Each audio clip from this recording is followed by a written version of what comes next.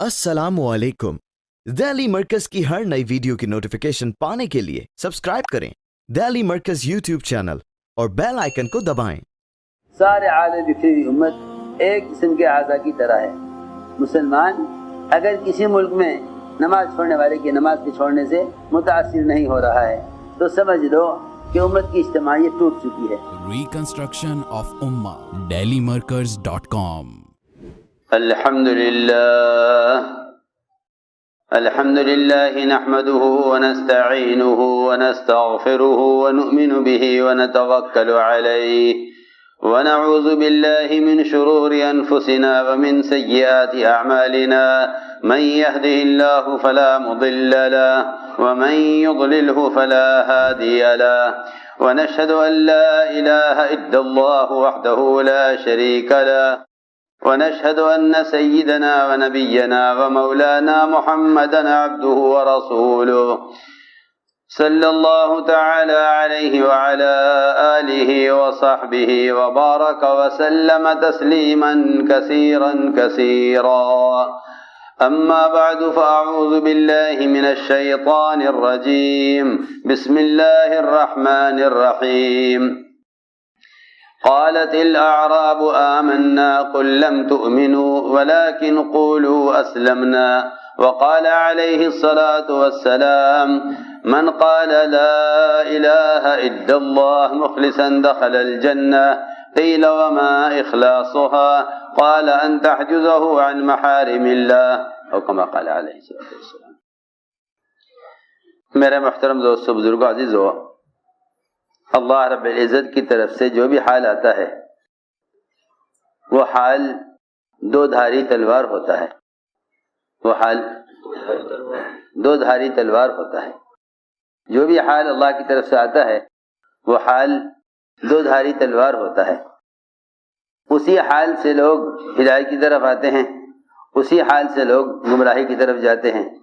کفار مشرکین اسی حال سے ہلاکت کی طرف جاتے ہیں اور مومن اسی حال سے ہدایت کی طرف آ جاتا ہے۔ یہ نہیں کہ کافر پر حال الگ آئے، مومن پر الگ آئے۔ اللہ ایک حال لائیں گے سب کے لیے، اللہ ایک حال لائیں گے سب کے لیے۔ خندق میں ہوا لے آئے، خندق میں ہوا لے آئے، جو ہوا سارے دشمنوں کے خیمے اکھاڑ رہی تھی، اور جو ہوا ان کی دیگوں کو الٹ رہی تھی، اور جو ہوا مٹی کو جمع کر کر کے ان کے سارے سامان اور کجاوے اور ان کے سارے ہتھیار اور ان کے سارے نظام کو مٹی کے نیچے دبا رہی تھی، وہی ہوا صحابہ کرام کو اسی رات میں میٹھی نیند سلا رہی تھی۔ ایک ہی ہوا ہے لیکن ان کے لیے شر، ان کے لیے خیر۔ اس زمانے میں مسلمان اس لیے پریشان ہے، وہ یہ سمجھتا ہے کہ جو بھی حال آیا ہے وہ مسلمان اور غیر مسلم سب کے لیے برابر آیا ہے۔ بس یہ سب سے بڑی غلطی ہے۔ یہاں آ کے مسلمان وہ مایوس ہو جائے گا اور وہ اس حال سے بچنے کے لیے ہر وہ حرکت کر بیٹھے گا جو حرکت غیر کریں گے اللہ کے عذاب سے بچنے کے لیے۔ میری بات توجہ چاہتی ہے۔ میں نے عرض کیا اللہ رب العزت کافر اور مسلمان کے لیے حال الگ الگ نہیں لائیں گے، ایک ہی حال ہوگا، بیماری کی شکل میں، طوفانوں کی شکل میں، سیلابوں کی شکل میں، مقدمات کی شکل میں، مختلف قسم کے ٹیکس، مختلف قسم کی دقتیں کمانے کے نقشوں میں اللہ تعالیٰ ایک ہی حال لائیں گے۔ اسی حال سے مومن کو نوازیں گے اور اسی حال سے کافر کو تباہ کریں گے، ایک ہی حال ہوگا۔ ان حالات میں مومن تو اطمینان کی طرف جاتا ہے، کیونکہ ایسے حالات مومن کے لیے عبرت کا سبب بن جاتے ہیں، مومن کے لیے عبرت کا سبب۔ وہ تو حالات سے توبہ کی طرف آ جاتا ہے، مومن حالات سے توبہ کی طرف آ جاتا ہے، برے حالات سے مومن توبہ کی طرف آتا ہے، اور اچھے حالات سے مومن عبادت اور شکر کی طرف آتا ہے۔ ہمیشہ یاد رکھو، جب مومن کے اوپر حالات فراخی کے، صحت کے، خوشیوں کے اور نعمتوں کے آویں تو مومن کو چاہیے کہ وہ شکر کی کیفیت کو عبادت کے ذریعے سے بڑھا دے، شکر کی کیفیت کو عبادت کے ذریعے سے بڑھا دے۔ اور جب مومن پر حالات آویں، بیماریوں کے حالات آویں، مختلف قسم کی وباؤں کے اور حالات آویں تو ایسے موقع پر سب سے پہلے مومن کو یہ چاہیے کہ وہ ان حالات سے پہلے عبرت لے، ان حالات سے عبرت لے. یعنی ایک ہی میدان میں دونوں ہیں، اللہ کو ماننے والے بھی نہ ماننے والے بھی ایک ہی میدان میں یہ نہیں کہ ان کا علاقہ الگ ہے ان کا علاقہ الگ ہے، ان کا میدان الگ ان کا میدان الگ، ایسا نہیں. ایک ہی میدان میں اللہ کو ماننے والے نہ ماننے والے دونوں ہیں، ایک ہی میدان میں اللہ کو ماننے والے نہ ماننے والے دونوں ہیں. جو حال آیا ہے اس حال کو ہٹانے کے لیے مومن کیا کرتا ہے، کافر کیا کرتا ہے، ان دونوں کے اس حال کے آنے کے سبب کو سوچنا دونوں کا الگ الگ مختلف ہے. حال ایک ہی ہے، دونوں کی سوچ مختلف ہے، دونوں کی سوچ مختلف ہے. کافر تو یہ کہہ کر حالات کو برداشت کرے گا کہ دنیا تو حالات کی جگہ ہے اور یہاں تو اچھے برے ہر طرح کے حالات آتے ہیں، اور مومن یہ کہہ کر حکم کی طرف آئے گا کہ یہ حال میری کسی بدعملی کی وجہ سے اور اللہ کی ناراضگی کی وجہ سے آیا ہے. آپ دیکھیں گے میدانوں میں جب حالات آتے تھے اور ہزیمت ہوتی تھی، احد کے میدان میں صحابہ کے پاؤں اکھڑ گئے، احد کے میدان میں صحابہ کے پاؤں اکھڑ گئے. کفر اس شکل سے آیا، کفر اس شکل سے آیا کہ صحابہ کے پاؤں میدان سے اکھڑ گئے اور سارے صحابہ تتر بتر ہو گئے، جو اس وقت مسلمانوں کا حال ہے. لیکن اللہ تعالی نے ساتھ میں یہ کہہ دیا کہ ان کے پلٹ کر حملہ کرنے اور تمہارے میدان کو چھوڑنے کی جو اصل وجہ ہوئی وہ وجہ تمہارے اللہ کے رسول کے حکم پر نہ جمنے کی وجہ ہے. اس وقت حال کے آنے کا سبب جو ہوا، حضور اکرم صلی اللہ علیہ وسلم نے 50 تیر انداز جبل رمات پر متعین فرما دیے تھے. 50 تیر انداز کس پر؟ جبل رمات، وہ ایک پہاڑی ہے، اس پر آپ نے 50 تیر انداز ان پر ایک امیر متعین کیا، اس لیے کہ کوئی بھی جماعت بنتی تھی تو وہ امیر کے بغیر نہیں بنتی تھی. کوئی بھی کام دیا جاتا تھا کسی جماعت کو تو اس پر لازم تھا کہ اس پر ایک امیر متعین کیا جائے، جو نہیں مل جل کے کام کر لو، نہیں، اس پر ایک امیر متعین کیا جاتا تھا. عبداللہ بن جبیر کو، دھیان سے بات سننا خوب، عبداللہ بن جبیر کو آپ نے ان 50 تیر اندازوں کا امیر متعین کر دیا، اور آپ نے یہ فرمایا کہ دیکھو اگر میدان ہمارے ہاتھ سے نکل جائے اور کفار غالب آ جائیں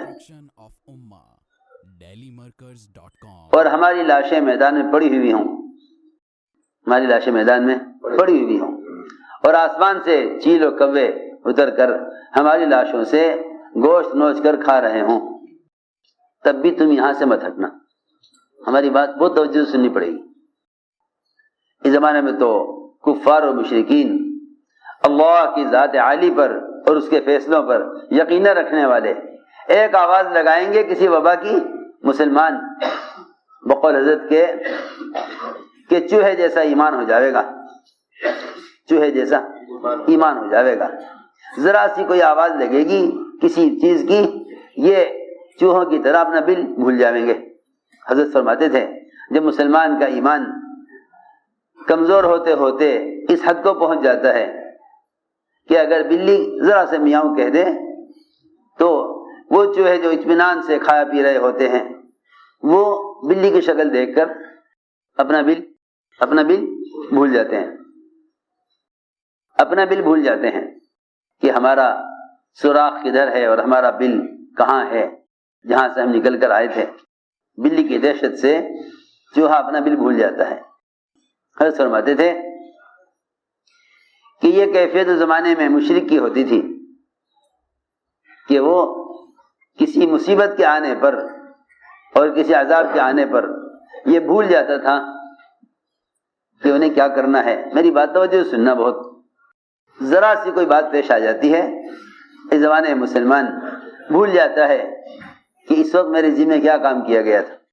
حضور اکرم صلی اللہ علیہ وسلم نے صحابہ کو میدان میں جمانے کے لیے اور اللہ کی مدد کے آنے کے لیے حکم یہ فرمایا کہ اگر ہمیں شکست ہو جائے اور کفار میدان پر غالب آ جائیں اور ہماری لاشیں میدان میں پڑی ہوئی ہوں اور آسمان سے پرندے اتر کر ہماری لاشوں سے گوشت کھانے لگیں تو تم ان پرندوں کو اڑانے کے لیے بھی اس پہاڑ سے نہ ہٹنا۔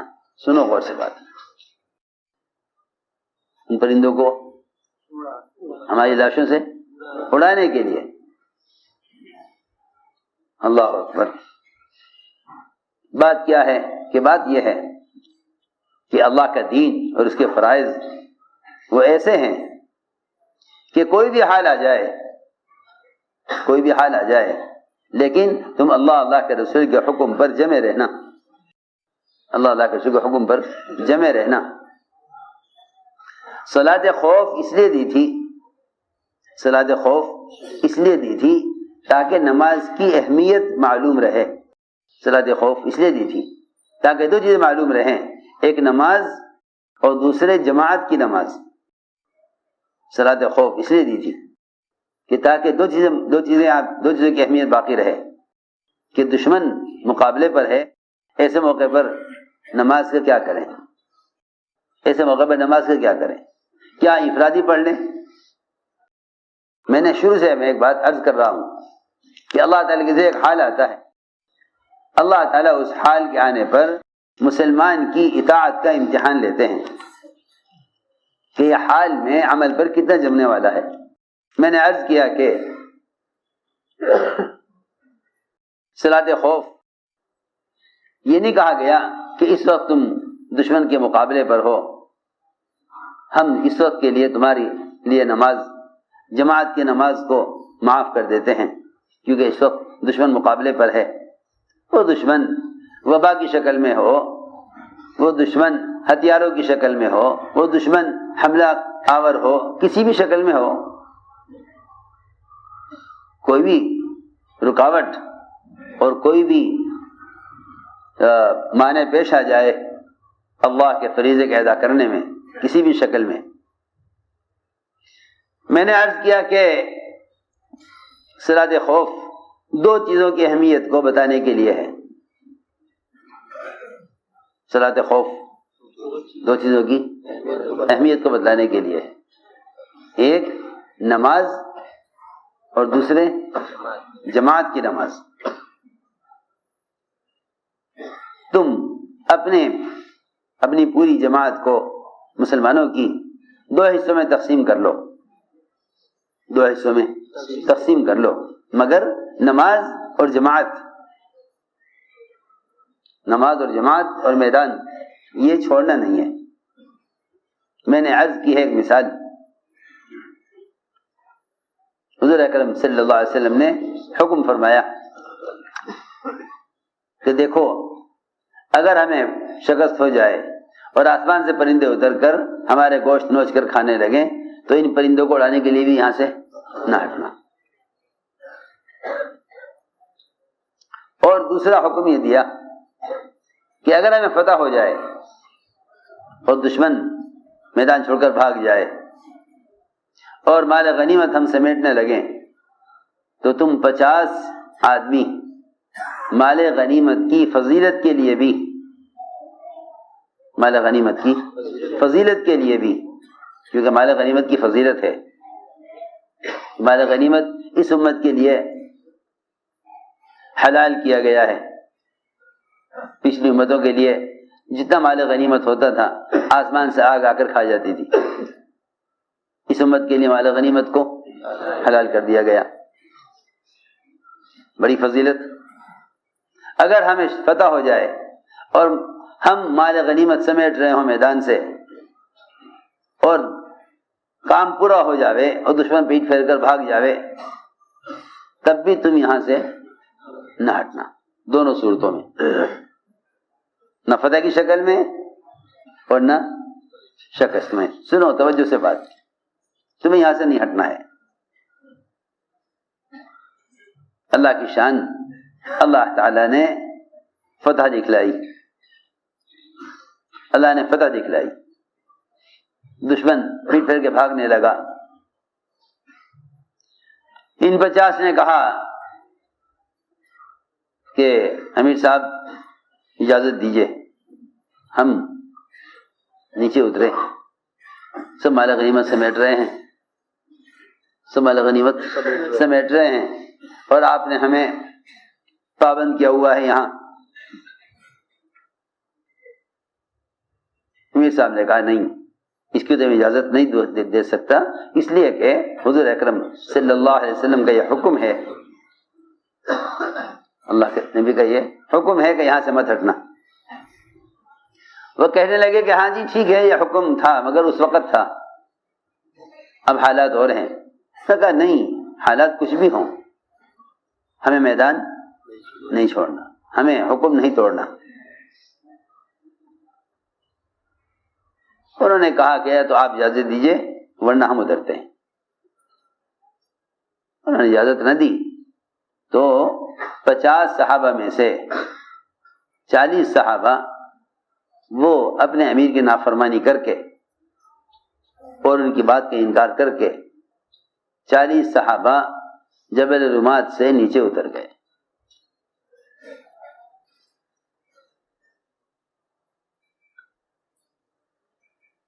ادھر سے حضرت خالد نے پلٹ کر حملہ کیا۔ مشرکین نے دیکھا کہ یہ گھاٹی خالی ہو گئی ہے، جو ان پر حملہ کرنے اور میدان کو دوبارہ اپنے ہاتھ میں لانے کے لیے سب سے زیادہ مناسب جگہ ہے۔ وہاں دیکھا کہ جو مجمع وہاں کھڑا ہوا تھا وہ ہے نہیں۔ وہاں الیاسا فرماتے تھے ہمارے اس کام کے تقاضوں کی ذمہ داری کا پورا کرنا، اس کام کے تقاضوں کی ذمہ داری کا پورا کرنا ٹریفک پولیس کی طرح ہے۔ حضرت کا ملفوظ ہے، اس کام کے تقاضوں کا پورا کرنا کس کی طرح ہے؟ ٹریفک پولیس کی طرح ہے۔ اگر یہ چوراہا چھوڑ کر چلا گیا اور گاڑیاں ٹکرائیں آپس میں اور جام لگے، کیا لگے؟ ہوتے ہیں نا جام، لوگ پیچھے بیٹھے بیٹھے پوچھتے ہیں گاڑیوں میں کہ کیا بات ہے بھائی، یہ چوراہے پر پولیس والا نہیں ہے کوئی؟ ہاں کیوں بھائی؟ جام لگتے ہیں گھنٹوں، جی ہاں، 6 گھنٹے 8 گھنٹے کے جام۔ کیوں؟ اس لیے کہ جب کوئی روکنے والا اور کوئی رہبری کرنے والا نہیں رہے گا، جب کوئی روکنے والا نہیں رہے گا تو ہر ایک اپنی مرضی سے چلے گا، فرماتے تھے حضرت کہ جتنے بھی شعبے ہیں دین اور دنیا کے، وہ آپس میں ٹکرائیں گے ہی جب یہ اپنی ڈیوٹی اور اپنی ذمہ داری سے ہٹ جائیں گے، تو سارے شعبے آپس میں ٹکرائیں گے،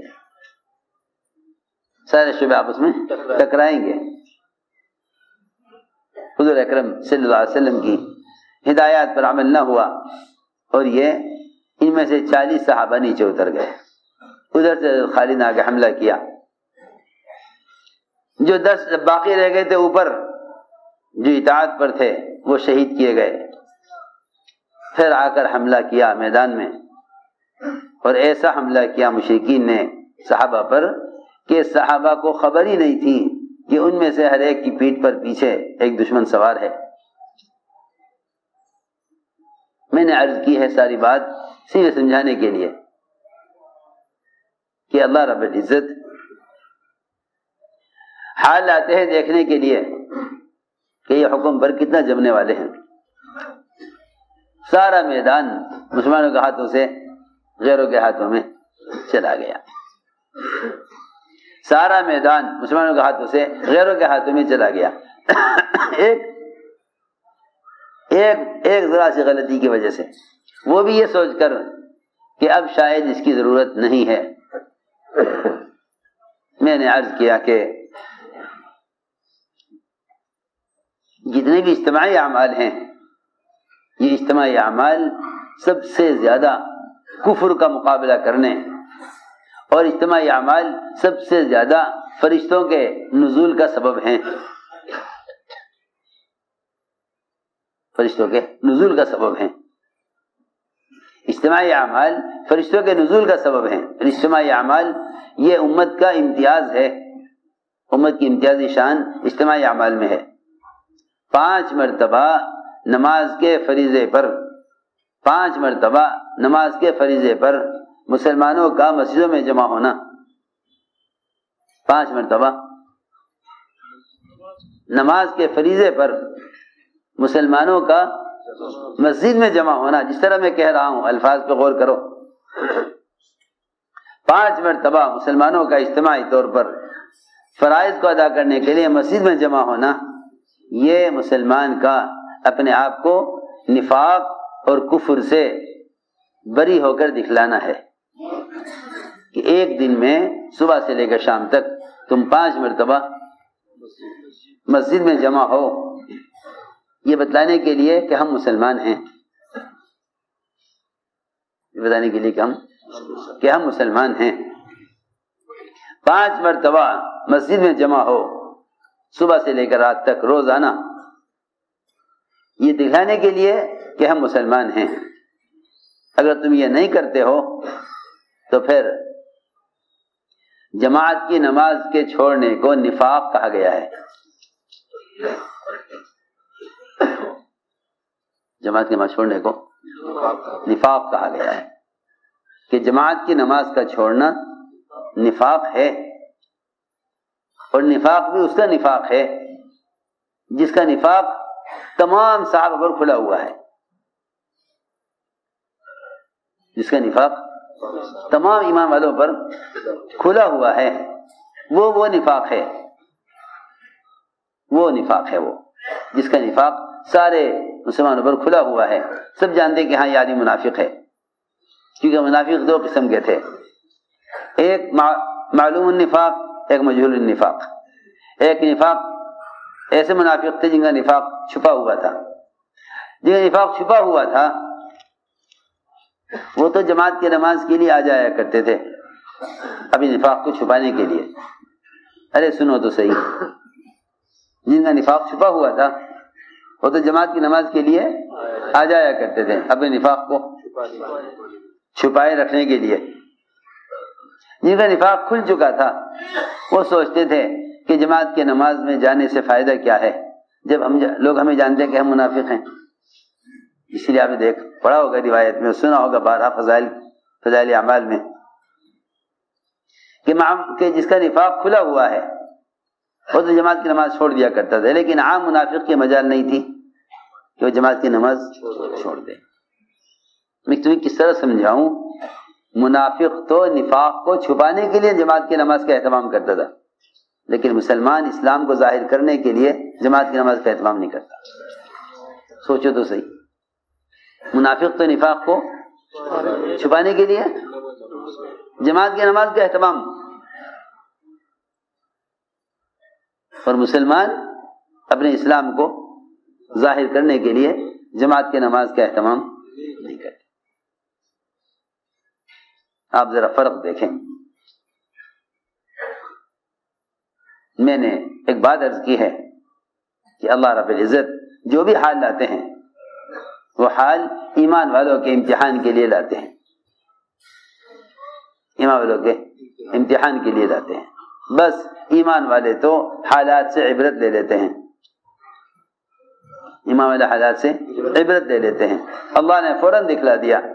جیسے ہی حکم ٹوٹا میدان میں، جیسے ہی حکم ٹوٹا میدان میں، اللہ رب العزت فوراً مسلمانوں کے لیے شکست اور مسلمانوں کے لیے حالات اور مسلمانوں کے لیے مسلمانوں پر جو ہے زخم اور مسلمانوں پر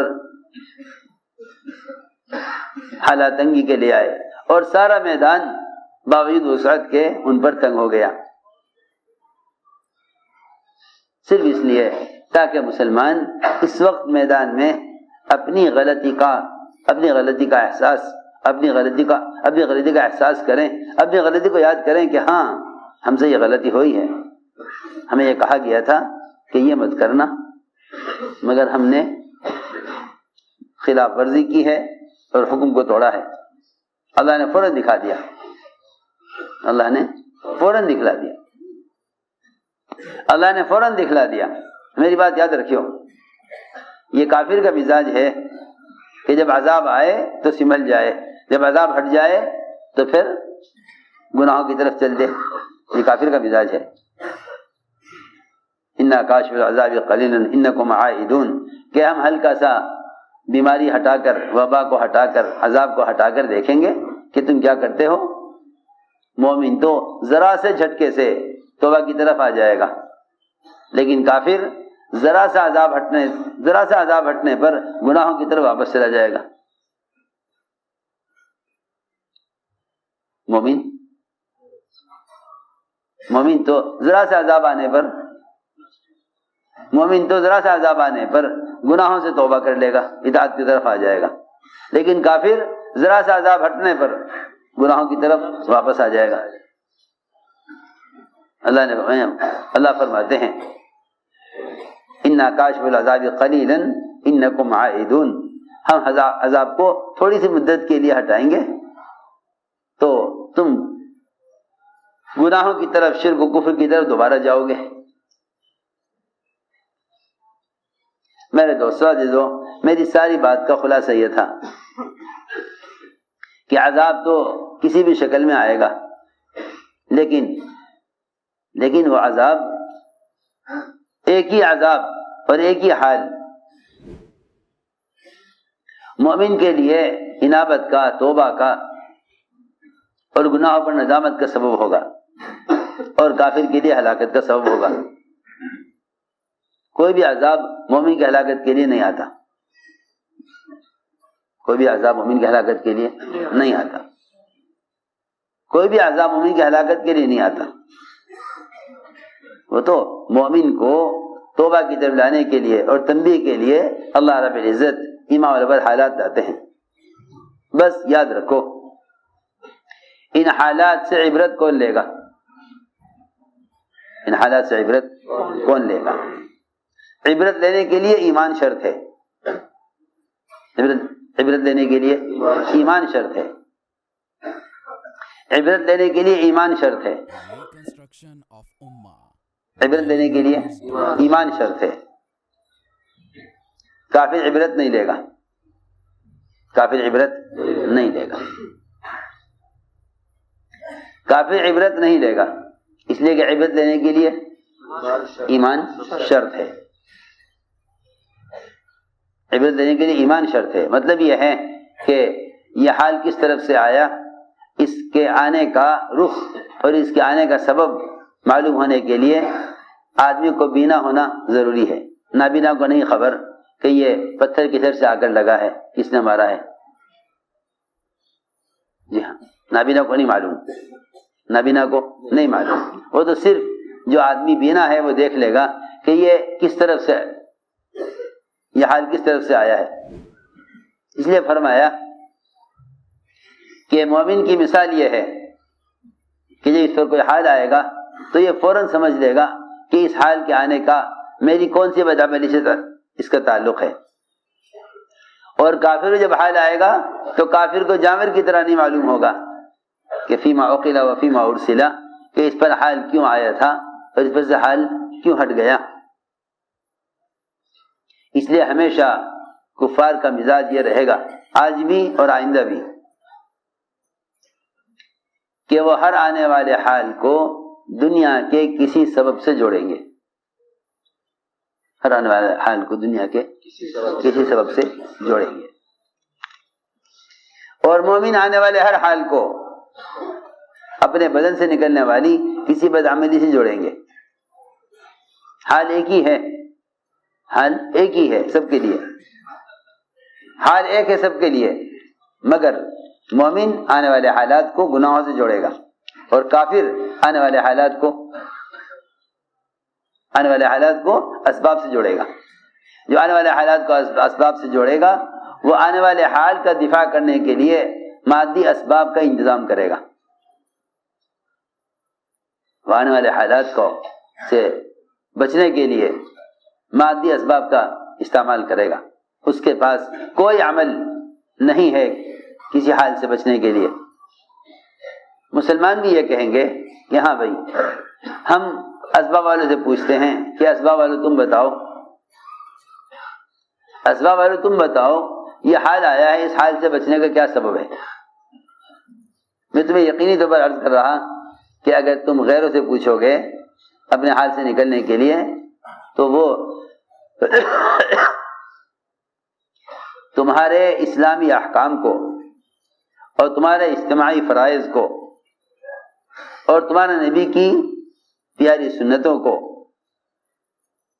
بیماری کے بڑھنے کا سبب بتلائیں گے، بیماری کے بڑھنے کا سبب بتلائیں گے۔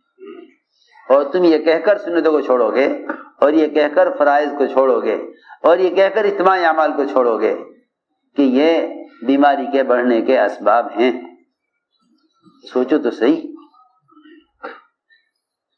سوچو تو صحیح، اس کا نتیجہ کیا نکلے گا؟ اس کا نتیجہ کیا نکلے گا؟ سوچو تو صحیح۔ رات ایک صاحب سے ملاقات ہوئی، ایک صاحب سے رات ملاقات ہوئی، مسافہ کیا تو ایک صاحب کھڑے تھے، کہنے لگے کہ مسافہ نہ کریں۔ اچھا کیوں؟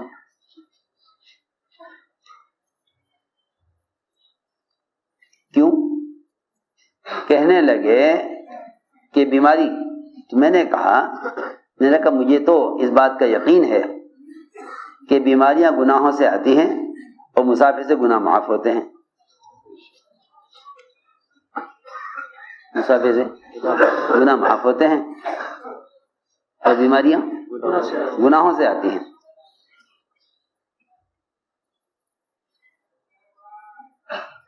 بیماریاں گناہوں سے آتی ہیں اور گناہ معاف ہوتے ہیں مسافہ کرنے سے۔ ایک مسلمان مسافہ کرتا ہے تو اس کے ہاتھ جدا ہوتے نہیں کہ اس کے گناہ معاف کر دیے جاتے ہیں۔ اللہ تعالیٰ تو حالات کے آنے کے اسباب کو ختم کر رہے مسافر سے، اور تم بیماریوں کے آنے کا سبب بتا رہے مسافر کو۔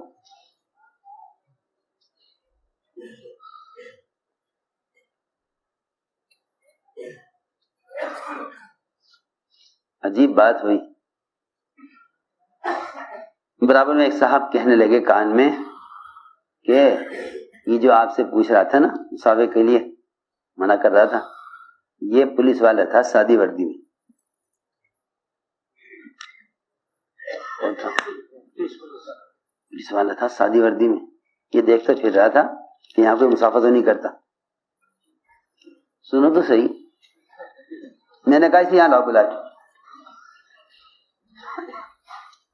میں نے کہا بھائی کیا بات ہے؟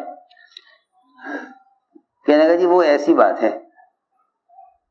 کہ دیکھو بات یہ ہے کہ مومن کا یقین ہے اس بات پر کہ جو بیماری آتی ہے اللہ کی طرف سے براہ راست اللہ کے امر سے آتی ہے۔ جتنا تم وحدانیت کو بیان کرو گے اتنا اطمینان کی طرف جاؤ گے، اور جتنا اللہ کے غیر کو بیان کرو گے اتنا مایوسی کی طرف جاؤ گے، اتنا مایوسی کی طرف جاؤ گے۔ یہ موقع ہے اللہ کے وحدانیت کے بیان کرنے کا۔ لکھا ہے علماء نے کہ اللہ تعالیٰ کی توحید کو بیان کرنا بذات خود مقصود ہے۔ احکام کا علم جس میں ہم سارا وقت اور قوت لگا دیتے ہیں وہ احکام کا علم بذات خود مقصود نہیں ہے۔ احکام کا علم بذات خود مقصود نہیں ہے، احکام کا علم بذات خود مقصود نہیں ہے۔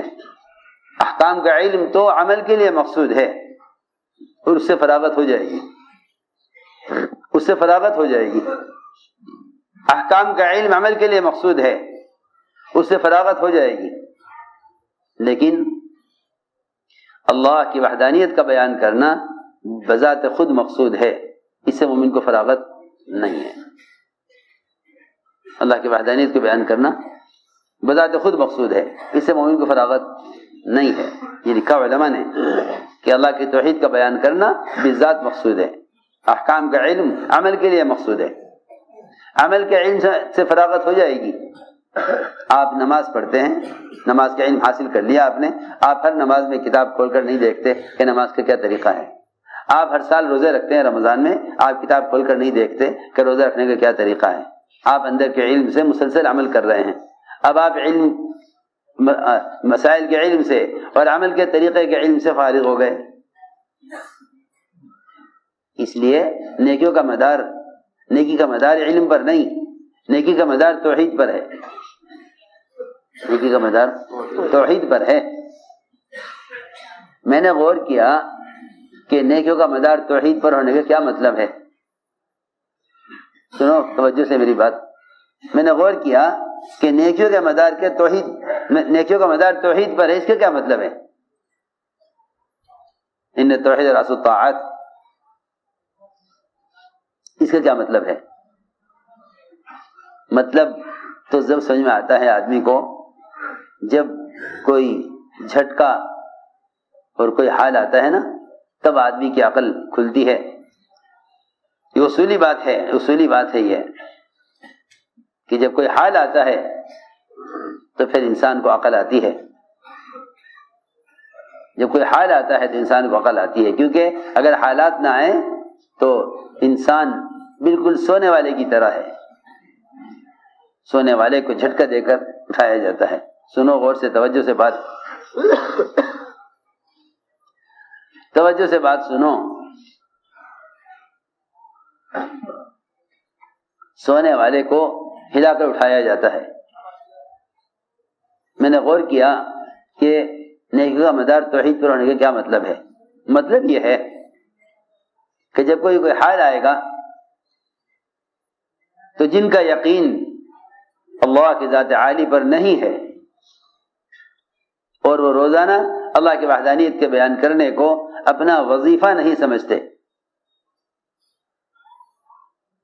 ان پر آنے والے حالات انہیں اللہ کی طرف چلنے سے روک دیں گے، اللہ کی طرف چلنے سے روک دیں گے۔ وہ یہ کہیں گے یہ حال ان اعمال کی وجہ سے آیا ہے، لہذا اعمال کو چھوڑو حالات کو بدلنے کے لیے۔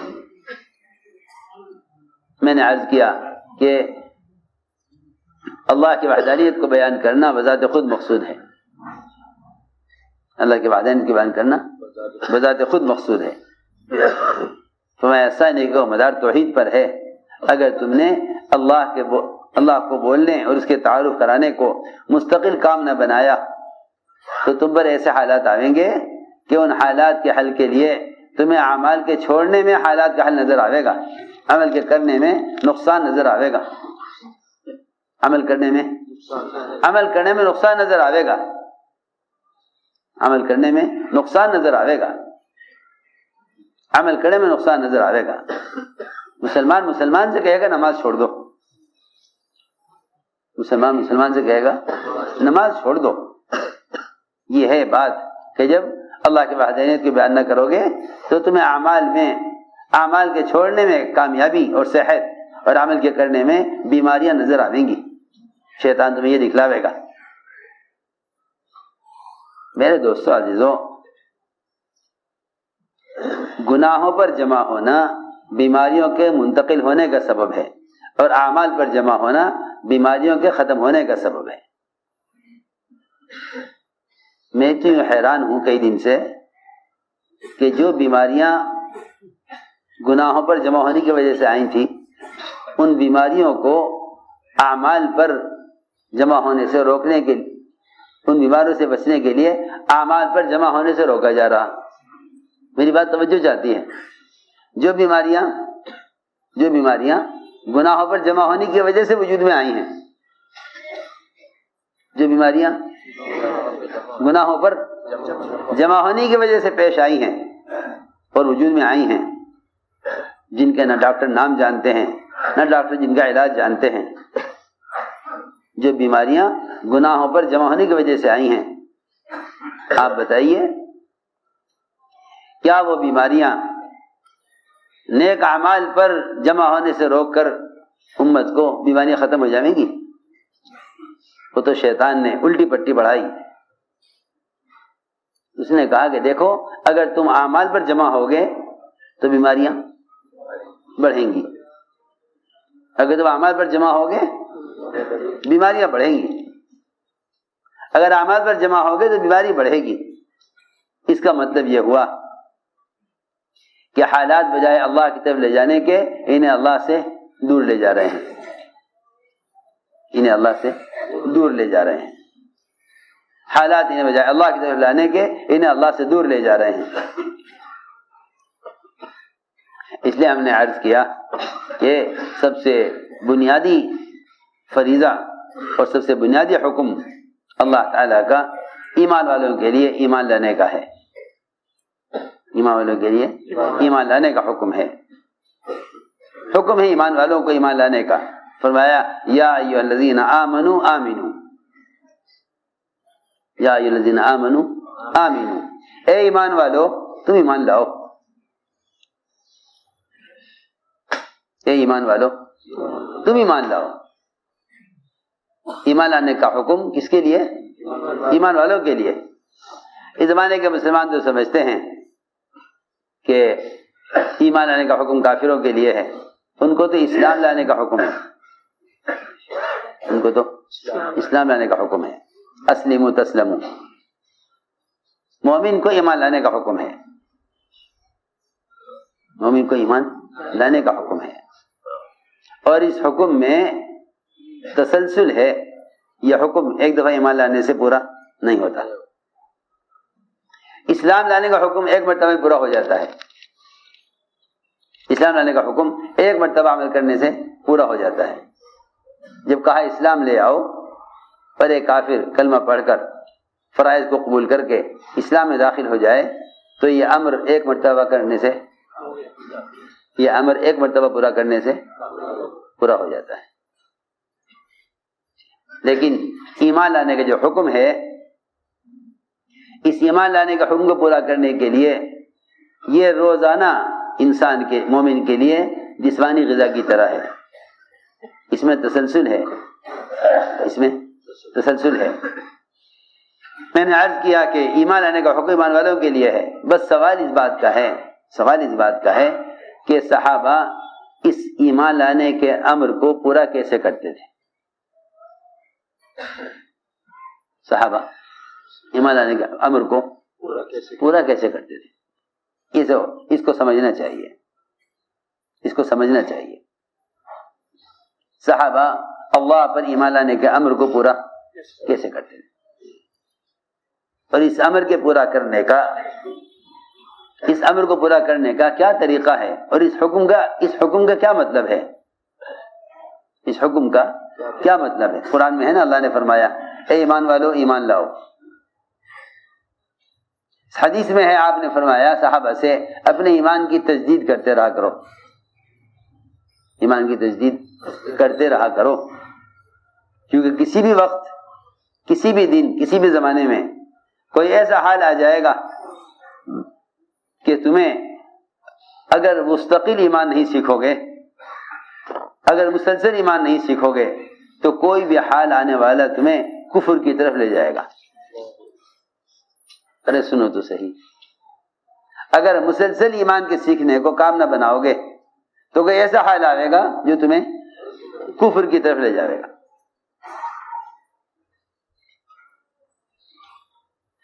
تم یہ مت سمجھو کہ میں اس وقت عمل چھوڑ دوں گا تو اس عمل کے چھوڑنے سے یہ وقتی وبا ہے یہ ختم ہو جائے گی.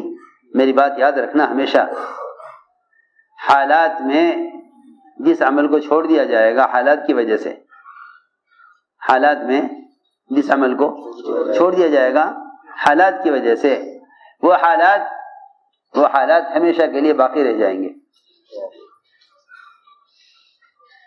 وہ حالات ہمیشہ کے لیے باقی رہ جائیں گے. عمل کے چھوڑنے سے حالات میں دوام پیدا ہوگا، حالات ختم نہیں ہوں گے. کیونکہ جو حالات گناہوں کے کرنے اور جو حالات عمل کے چھوڑنے سے آتے ہیں وہ حالات عمل کے چھوڑنے سے ختم نہیں ہو سکتے. یہ بہت آسان سی بات ہے. جو حالات عمل کے چھوڑنے سے آتے ہیں وہ عمل کے چھوڑنے سے ختم نہیں ہو سکتے. یہ تو اصولی بات ہے. شیطان یہ کہے گا تم یہ عمل چھوڑ دو کچھ دن کے لیے, اتنے حالات ٹھیک ہوں. ہائے کتنی الٹی سوچ ہے, کتنی الٹی سوچ ہے مسلمان کی. یہ حال آ گیا ہے, تم اس حال کے لیے کیا کر لو, عمل چھوڑ دو تھوڑے دن کے لیے تاکہ حالات ٹھیک ہو جائیں. جب حالات ٹھیک ہو جائیں گے پھر عمل شروع کر دینا. سوچو تو صحیح, نبیوں کی سوچ کے خلاف, صحابہ کی سوچ کے خلاف. میں نے ایک بات عرض کی ہے, ایمان کے سیکھنے میں اور اس کی تجدید میں استمرار ہے. آپ مجھے بتائیے کوئی مزدور یا کوئی بڑھئی جسے آپ کارپینٹر کہیں یا نجار کہیں, ایسا نہیں ملے گا جو صبح اٹھتے ہی سب سے پہلے اپنے اوزار کو دھارنے لگاتا ہو. اپنے اوزار کو دھارنے لگاتا ہو. آپ کو ہر ایک ملے گا جس کا کام صبح سب سے پہلے ہاں میرے یہاں بڑا ہی کام کر رہا تھا, کتابوں کی الماری بنوا رہا تھا. اور وہ صبح کو دیر سے آیا, مجھے تقاضا کہ جلدی سے کام نمٹے, لکڑی کی الماری میں کتابیں رکھنے. اب وہ دیر سے آیا, آ کے اطمینان سے بیٹھ گیا اور سارے اوزار کھول لیے. اوزار کو بھائی یہ کیا کر رہا تھا, کہنے لگا یہ نہیں کروں گا تو میں دن بھر آپ کا کام کیسے کروں گا. ہاں دن بھر کام یہ آگے جتنے بھی کام ہیں, لکڑی کاٹنے کے, چھیلنے کے, رندا چلانے کے, بسولی چلانے کے, یہ سارے کام کروں گا کیسے جب تک اوزار کو دھارنے لگاؤں گا. اللہ اکبر. ایک مستری کے اپنے اوزار سے کام لینے کے لیے اپنے اوزار کو دھار لگانا اور ان کی تجدید ضروری ہے. بدن کے سر سے لے کر پیر تک ان سارے اعضاء سے اللہ کے اوامر کو پورا کرنے کے لیے ایمان کی تجدید کتنی ضروری ہوگی. کیا بتاؤں میں آپ کو. آج اگر یہ کہہ دیا جاوے کہ دعوت کے بغیر ایمان نہیں بنے گا اور گشت کے بغیر یقین نہیں بنے گا, تو پڑھے لکھے لوگ یہ کہتے ہیں کہ تبلیغ والے غلو کر رہے ہیں اور انہوں نے ایمان کے بننے کو صرف تبلیغی جماعت میں ہی منحصر کر دیا ہے. جی ہاں. اور اگر یہ بتا دیا جائے مولیا صاحب کا ملفوظ کہ 4 مہینے اللہ کے راستے کے لیے نکلنے کو جب تک جزو زندگی نہیں بناؤ گے ایمان کی حلاوت نہیں چکھ سکتے. جی ہاں. تو 100 اشکال پیدا ہو جائیں گے ذہنوں میں, 100 اشکال پیدا ہو جائیں گے ذہنوں میں. کیوں؟ صرف وجہ یہ ہے کہ صحابہ کرام کے معمولات کی طرف کوئی توجہ نہیں ہے. ہم دین میں یا دنیا میں صرف حال کو دیکھ کر چل رہے ہیں. دین میں اور دنیا میں بھی صرف حال کو دیکھ کر چل رہے ہیں, ماضی کو دیکھ کر نہیں چل رہے. میں ضروری باتیں عرض کر رہا ہوں. اللہ کا حکم ایمان لانے کا اور نبی کا حکم صحابہ کو ایمان کی تجدید کرنے کا, اس کا تعلق کہیں سے تھا؟ اس کا تعلق اس سے تھا کہ لوگوں کو دعوت دے کر مسجد سے باہر جتنے بھی نقشے پھیلے ہوئے ہیں, تجارت کے, زراعت کے, وزارت کے, صدارت کے, حکومتوں کے, سرمایہ داریوں کے, تمام ادویہ اور اغذیہ کے, تمام ڈاکٹروں کے اور تمام وزارت صحت اور وزارتوں کے, ان سارے نقشوں میں سے لوگوں کو دعوت دے کر نکالو, یہ سمجھا کر کہ ان نقشوں سے نہیں ہوتا, اللہ کی ذات عالی سے ہوتا ہے. اس کو سمجھنے کے لیے اللہ کے گھر میں ایمان کے حلقوں پر جمع ہو گئے تو ایمان بنے گا. یہ ایمان کی تجدید کا طریقہ یہ تھا. جب آپ نے صحابہ کو حکم دیا نا ایمان کی تجدید کا, تو صحابہ نے اس حکم کو ایسے پورا کیا. صحابہ نے اس حکم کو ایسے پورا کیا. صحابہ نے اس حکم کو ایسے پورا کیا کہ وہ لوگوں کے پاس چل کر جاتے تھے اور ان سے کہتے تھے کہ چلو ہمارے ساتھ اٹھو, ہمارے ساتھ چلو, اب میرے پر ایمان لائیں گے. رب پر ایمان لائے. اس لیے بات یاد رکھنا کہ تبلیغ میں گشت کا موضوع ایمان میں کمال پیدا کرنا ہے.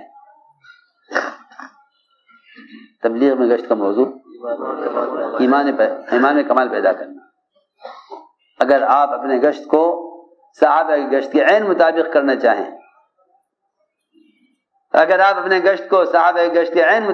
چاہیں، تو اس کے علاوہ اور کوئی راستہ نہیں کہ آپ گشت ایمان کی تکمیل کے ارادے سے کریں. اس لیے میں کہا کرتا ہوں کہ جو اہمیت اسلام میں ایمان کی ہے، جو اہمیت اسلام میں ایمان کی ہے وہ اہمیت تبلیغ میں گشت کی ہے. جو اہمیت اسلام میں ایمان کی ہے وہ اہمیت تبلیغ میں گشت کی ہے.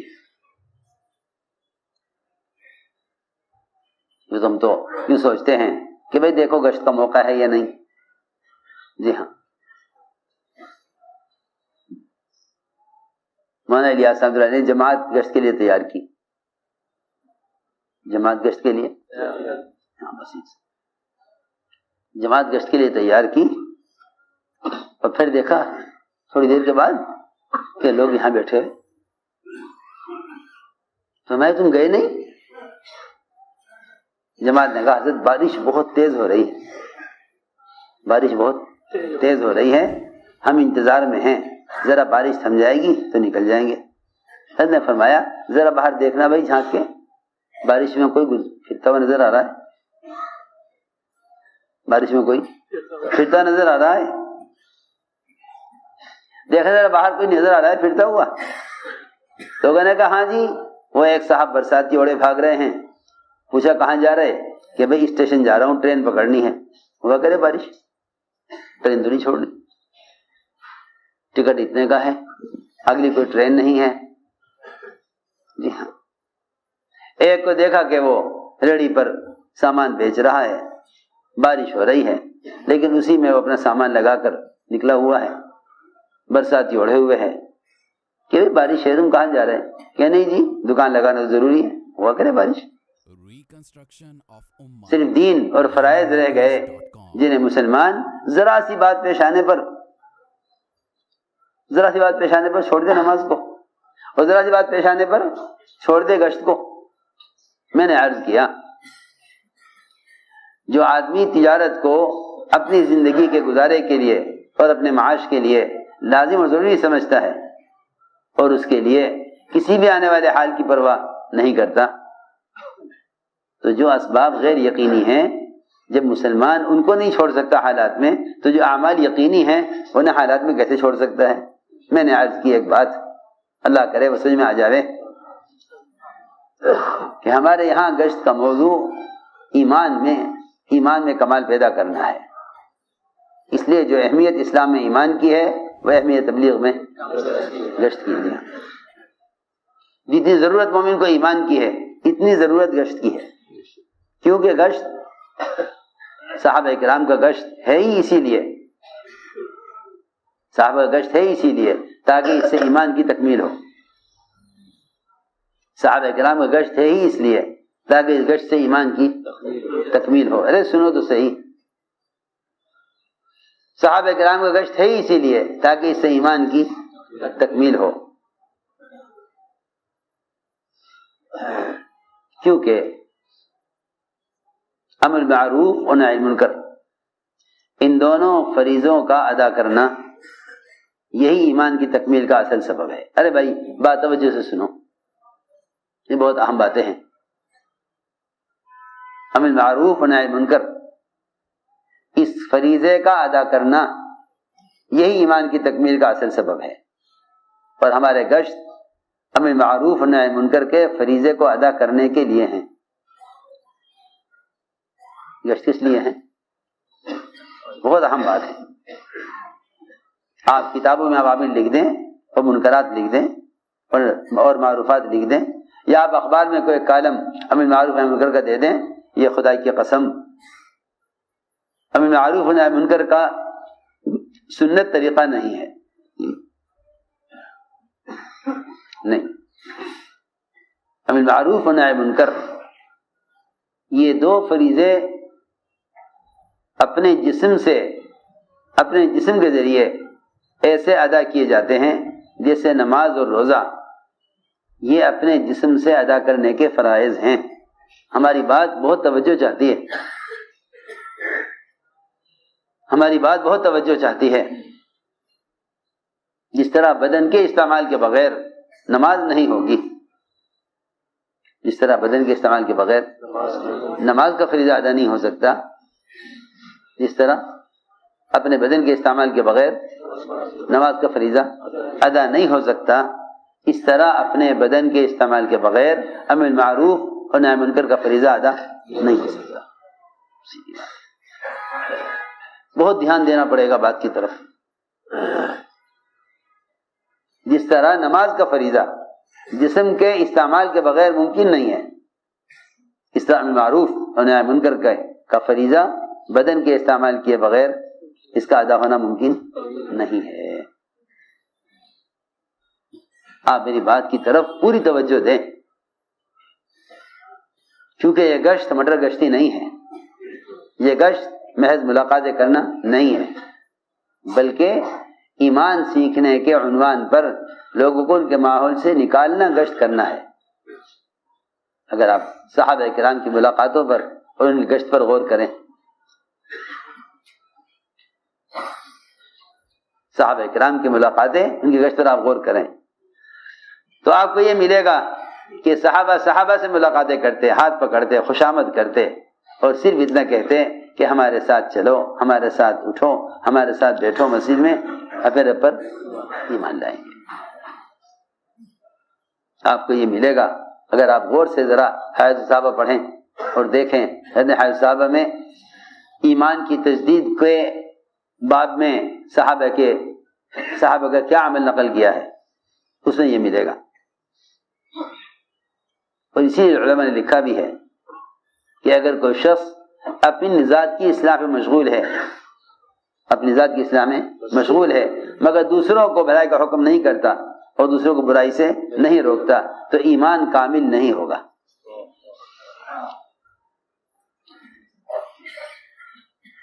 ایمان کامل نہیں ہوگا. ایمان کی تکمیل کے لیے ضروری ہے، ایمان کی تکمیل کے لیے ضروری ہے کہ آپ دوسروں کو دعوت دے کر ایمان سیکھنے کے عنوان پر مسجد کے ماحول میں لے کر آئیں. یہ ایمان کی تکمیل کے لیے ضروری ہے. ہم نے عرض کیا کہ صحابہ ایمان کی تجدید کیسے کرتے تھے؟ وہ اس طرح کرتے تھے، وہ ایسے کرتے تھے. اسی لیے فرمایا کہ اگر تم امر معروف یعنی لوگوں کو اللہ کے فرائض کی طرف لانے کی کوشش کرو گے، کیونکہ فرائض کا ادا کرنا یہ منکر سے روکنے کا سبب ہے. وہ تو قرآن کی آیت ہے، واضح ہے، ان الصلاۃ تنہی عن الفحشاء والمنکر، کہ لوگوں کو منکر سے روکنا ہے تو نماز پر لے آؤ، لوگوں کو منکر سے روکنا ہے تو نماز پر لے آؤ، اور لوگوں کو اللہ کی ذات عالی کے یقین پر لانا ہے تو انہیں ایمان کے حلقوں پر لے آؤ. بہت آسان بات ہے. معلوم ہوتا ہے کہ امر معروف و نہی منکر کی عملی محنت یہ ایمان کی تکمیل کا سبب ہے، یہ ایمان کی تکمیل کا سبب ہے. یہ بات معلوم ہو گئی، یہ بات معلوم ہو گئی. بے شمار حدیثیں، قرآن کی آیتیں اس بات کو سمجھانے کے لیے ہیں. دوسری بات یہ ہے کہ حضور اکرم صلی اللہ علیہ وسلم خود اور آپ نے اپنے صحابہ کرام کو اس کا عادی بنایا تھا. اذا حزبه امر فزع الى الصلاة، کہ جب کوئی بھی گھبراہٹ اور پریشانی کی بات پیش آ جائے تو مسجد کے علاوہ اور کوئی جڑنے جمع ہونے کی جگہ نہیں تھی. کوئی بات پیش آئے تو تم پہلے یقین کرو کہ اللہ کی طرف سے پیش آئی ہے. جب اللہ کی طرف سے پیش آئی ہے تو پھر اللہ کے گھر میں آنا چاہیے. اس کا عادی بنایا گیا تھا کہ تم نے ہر مسئلے کو اپنے ہر مسئلے کو مسجد میں لے کر آؤ. یہ بات عمومی طور پر سب جانتے تھے کہ ہر مسئلے کے حل کا تعلق مسجد سے ہے. ہر مسئلے کا حل کا تعلق مسجد سے ہے. میں تمہیں کیسے سمجھاؤں؟ مسجد کے علاوہ کسی شعبے میں کسی مسئلے کو لے جانا اللہ کے غیر کی طرف لے جانا ہے. مسجد کے علاوہ کسی بھی شعبے میں کسی مسئلے کو لے جانا وہ اللہ کے غیر کی طرف لے جانا ہے. اس کا مطلب یہ نہیں ہے کہ آدمی اسباب اختیار نہ کرے. ہاں دوا دارو بھی ہے، علاج بھی ہے، اسپتال بھی ہیں، لیکن سوال اس بات کا ہے، صرف اتنی سی بات ہے کہ تم نے کسی حال کے آنے پر مقدم کس چیز کو کیا. جس کو تم نے مقدم کیا اس پر تمہارا ایمان ہے. جس کو تم نے مقدم کیا اس پر تمہارا ایمان ہے. جس کو تم نے مقدم کر دیا اس پر تمہارا ایمان ہے، اور جس کو تم نے پیچھے کر دیا وہ تمہارے نزدیک غیر یقینی ہے. اگر تم نے سب کو مقدم کیا ہے تو تمہارا عمل پر یقین نہیں ہے، اور اگر تم نے عمل کو مقدم کر دیا ہے تو سب پر تمہارا یقین نہیں ہے. بہت بڑھیا بات ہے. لوگ پوچھتے ہیں کہ پھر یہ کیسے پتہ چلے؟ ہم تو اسباب اختیار کرتے ہیں، ہم تو اسباب اختیار کرتے ہیں، تو پھر ہم مومن ہوئے یا نہیں ہوئے؟ یہ ایک سوال ہے. ہم تو اسباب اختیار کرتے ہیں تو ہم مومن ہوئے یا نہیں ہوئے؟ میری بات توجہ چاہتی ہے. بہت آسان جواب ہے اس زمانے میں جو لوگ اس الجھن میں پڑے ہوئے ہیں کہ اسباب کے اختیار کرنے والا مومن ہے یا نہیں، اور اسباب اختیار کرنے والے کے اندر توکل ہے یا نہیں. بہت آسان جواب ہے. وہ صرف یہ دیکھ لے کہ جب کوئی حال پیش آیا تو اس حال کے پیش آنے پر پہلا خیال عمل کی طرف اور پہلا قدم عمل کی طرف اٹھا یا نہیں. اگر پہلا خیال عمل کا آیا اور پہلا قدم اٹھا ہے عمل کی طرف، پھر تو یہ ایمان والا ہے، اس کا یقین اعمال پر ہے. اور اگر اس کا پہلا قدم اٹھتا ہے سبب کی طرف، پہلا قدم اور پہلا خیال آتا ہے سبب کا، تو بس سمجھ لو کہ اس کے دل اور دماغ پر اللہ کے غیر کا یقین چھایا ہوا ہے. سیدھی بات ہے. اس لیے میں نے عرض کیا کہ حضور اکرم صلی اللہ علیہ وسلم نے ہر بلا سے مقابلے کے لیے صحابہ کو اس کا عادی بنایا تھا کہ تم سیدھے اپنے مسئلے کو لے کر مسجد آ جانا. مسئلے کو لے کر سیدھے مسجد آ جانا. جو ہی تم مسئلے کو لے کر مسجد میں آؤ گے نا، اللہ تعالیٰ فوراً تمہارے کام میں لگ جائیں گے. میرا بندہ میرے گھر آیا ہے مسئلے کو لے کر. یہ تو زمانے کے احمقوں کا خیال ہے کہ مسجدیں چھوڑ دو تاکہ عذاب ٹل جاوے. حدیث تو کہہ رہی ہے مسجدوں کو آباد کر لو تاکہ عذاب ٹل جاوے. تم کہہ رہے مسجدوں کو تالے لگا دو تاکہ عذاب ٹل جاوے. اللہ کے عذاب کو دعوت دے رہے ہیں مزید. مسجدوں کو چھوڑنے والے اللہ کے عذاب کو مزید دعوت دے رہے ہیں. جس یقین کے بگڑنے سے حالات بگڑے ہیں، جن اعمال کے بگڑنے سے حالات بگڑے ہیں، یہ مزید حالات کو بگاڑنے کا تمہیں مشورہ دے رہے ہیں.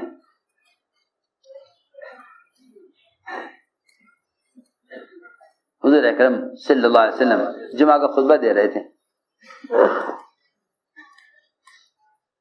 سامنے کے دروازے پر صحابی آئے، عرض کیا کہ بارشیں بند ہیں، جانور مر رہے ہیں، زمینیں سوکھ رہی ہیں، کھیتیاں اجڑ گئی ہیں، اللہ سے بارش کی دعا کر دیجیے.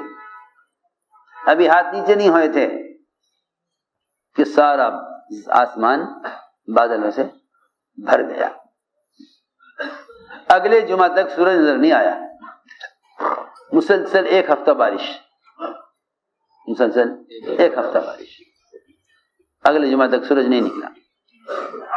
اگلے جمعہ جب ضرورت پوری ہو گئی، وادیاں پانی سے بھر گئی اور کھیتیاں اچھی طرح سیراب ہو گئیں، صحابی آئے اگلے جمعہ میں، عرض کیا کہ بارش بند کرا دیجئے، پانی کی ضرورت پوری ہو گئی ہے. ہاں جیسا کوئی کنٹرول روم ہوتا ہے نا، کیا جی ہاں یہاں آ کے کرا لو. پہلے قحط سالی تھی تو آ گئے تھے، اب پانی بھر گیا ہے، ضرورت پوری ہو گئی ہے، بند کرو. سوچئے نا، اس زمانے کے بددین اور اس زمانے کے اللہ کے غیر کی شکلوں سے اثر لینے والوں کا خیال یہ ہے کہ مسیح میں جمع نہ ہونا ورنہ بیماریاں پیدا ہوں گی. ارے تم مسیح میں جمع ہوگے، تم میں سے ہر دو کے درمیان ایک فرشتہ ہوگا، تم میں سے ہر دو کے درمیان ایک فرشتہ ہوگا. تم یوں کہو گے کہ نہیں ہم میں سے ہر دو کے درمیان بیماری ہوگی، وہ اللہ کہہ رہے نہیں، تم میں سے ہر دو کے درمیان ایک فرشتہ ہوگا، ہر دو کے درمیان ایک فرشتہ ہوگا. تمہیں ڈاکٹر یہ کہیں گے نہیں ہر دو کے درمیان بیماری ہوگی. میں کل سوچ رہا تھا میں نے کہا دیکھو یہ نماز چھوڑ کر بازار میں جاویں گے، شیاطین کے پروں میں رہیں گے، ان کی آپس میں کتنی اسے اٹھا دو یہاں سے، یہ جاویں گے بازار میں فرشتوں کے یا شیطانوں کے پروں میں رہیں گے، کتنی بیماریاں منتقل ہوں گی. زنا کی بیماریاں، آنکھوں کے غلط استعمال کی بیماریاں، لایعنی باتوں کی بیماریاں، کتنی بیماریاں منتقل ہوں گی، کتنی بیماریاں منتقل ہوں گی. حدیث میں آتا ہے، رات ہی میں کہہ رہا تھا بچوں سے، میں نے کہا دیکھو تو صحیح، حدیث میں فرمایا کہ جو 5 مرتبہ مسجد میں آتا ہے نماز کے لیے، بتاؤ تمہارا کیا خیال ہے اگر کسی شخص کے اس کے مسجد و گھر کے درمیان ایک صاف پانی کی نہر ہو جی، اور وہ اس میں سے روزانہ 5 مرتبہ غسل کرے، آپ کیا فرما رہے؟ حل یبقى من درنہ شیء، کیا اس کے بدن پر میل باقی رہ جائے گا؟ بدن پر میل باقی رہ جائے گا؟ 5 مرتبہ جو ایک صاف اور گہری نہر کے اندر 5 مرتبہ نہائے، کیا اس کے بدن پر میل باقی رہ جائے گا؟ تو میں نے عرض کیا کہ جو آدمی 5 مرتبہ وضو کر کے نماز کے لیے مسجد میں آ رہا ہے، میں تو حیران ہوں ان بے عقل ڈاکٹروں کی باتوں سے. ایک طرف تو یوں کہتے ہیں کہ بھائی ہاتھ دھو تاکہ بیماری منتقل نہ ہو، ہاتھ دھو بیماری منتقل نہ ہو. اور 5 وقت نماز کے لیے جب آدمی کامل وضو کرے گا، کیا کرے گا؟ کامل وضو کرے گا، ہاتھ پہنچے تک نہیں کوہنی تک دھوے گا، ہاتھ پہنچے تک نہیں بلکہ کوہنی تک دھوے گا. یہ تو 1 مرتبہ ہاتھ دھونے کو کہیں گے، اللہ 5 مرتبہ ہاتھ دھونے کو کہہ رہا ہے. کم سے کم 5 مرتبہ ہاتھ دھونا. اور یوں بھی مومن کے پاس جو ہتھیار ہے، وہ ہتھیار سب سے بڑا ہتھیار مومن کے پاس باوضو رہنا ہے. بڑا ہتھیار مومن کے پاس جانتے ہیں آپ کہ باوضو آدمی کیا ہوتا ہے؟ ہتھیار باندھے ہوتا ہے، مسلح ہتھیار بندھا ہوا، ہر وقت دشمن کے مقابلے پر اس کے بعد ہتھیار تیار ہے. کیوں؟ کہ باوضو ہے. کیا ہے؟ باوضو. جی ہاں،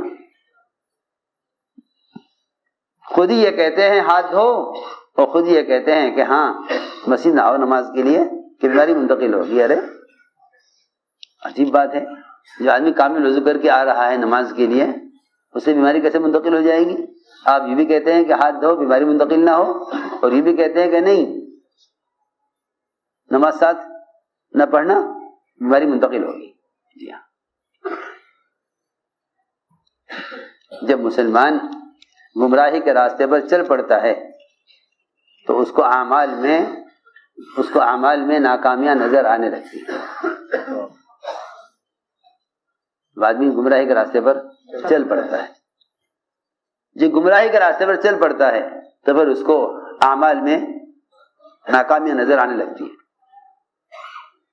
یہ گمراہی کی سب سے بدترین شکل ہے، یہ گمراہی کی سب سے بدترین شکل ہے کہ اعمال میں نقصان نظر آنے لگے. اور یہ ہدایت کی سب سے عمدہ شکل ہے کہ اسباب میں ناکامیاں نظر آنے لگیں. ہماری بات توجہ چاہتی ہے. یہ ہدایت کی سب سے اعلیٰ شکل ہے کہ اسباب میں ناکامیاں اور گناہوں میں ہلاکتیں نظر آنے لگیں یہ ہدایت کا راستہ ہے، یہ ہدایت کا راستہ ہے۔ اور کسی بھی عمل میں اگرچہ وہ عمل سنت ہی کیوں نہ ہو، اگرچہ وہ عمل سنت ہی کیوں نہ ہو، لکھا ہے علماء نے لکھا ہے کہ حضور اکرم صلی اللہ علیہ وسلم کی وفات کے بعد سے لے کر قیامت تک مخلصین اللہ والے دنیا میں جتنے بھی خیر کے کام کریں، اور جتنے بھی رفاہی کام لوگوں کو راحت پہنچانے کے، مسجدیں بنوائیں، کنویں کھدوائیں، یتیم خانے تعمیر کرائیں، زوایا بنوائیں، خانقاہیں تعمیر کرائیں، علماء نے لکھا ہے کہ ان سب مخلصین کے قیامت تک ان سارے خیر کے کاموں کے اندر وہ انوارات نہیں ہیں جو نور صرف حضور اکرم صلی اللہ علیہ وسلم کی استنجی کے لائن کی سنت میں ہے۔ یہ لکھا علماء نے، سمجھے؟ مشکات شریف کی شرح ہے مظاہر حق،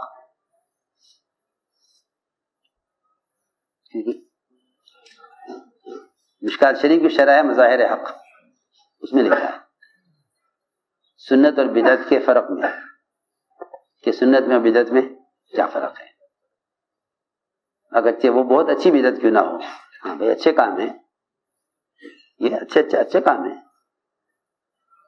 اچھا کام ہونا الگ چیز ہے، اچھا کام ہونا الگ چیز ہے۔ آپ کنواں کھدوا دیں محلے کے لیے، لوگ اسے پانی لیں، آپ یتیم خانہ بنوا دیں، یتیم بچے اس میں پلیں، ٹھیک ہے، خیر کے کام سے انکار نہیں ہے، خیر کے کام ہے، لیکن سنت جس کو آپ نے خود کیا، وہ سنت عمل جس کو آپ نے خود کیا، اس سنت کے صرف بیت الخلاء میں استنجا کرنے کا جو طریقہ ہے آپ کے ہاتھ سے اور آپ کے جسم سے جو عمل ثابت ہوا ہے اور ظاہر ہوا ہے، اس کے انوارات قیامت تک مخلصین کے ان سارے خیر کے کاموں سے زیادہ نور لیے ہوئے ہیں۔ یہ لکھا علماء نے۔ ہم نے اسی لیے عرض کیا کہ لوگ خیر کے کاموں میں، رفاہی کاموں میں حصہ لے لینے کو وہ اللہ کے راستے کے خروج اور نقل و حرکت اور دعوت اللہ کا اس کو بدل سمجھ لیتے ہیں۔ اس پر مجھے حدیث یاد آئی ہے،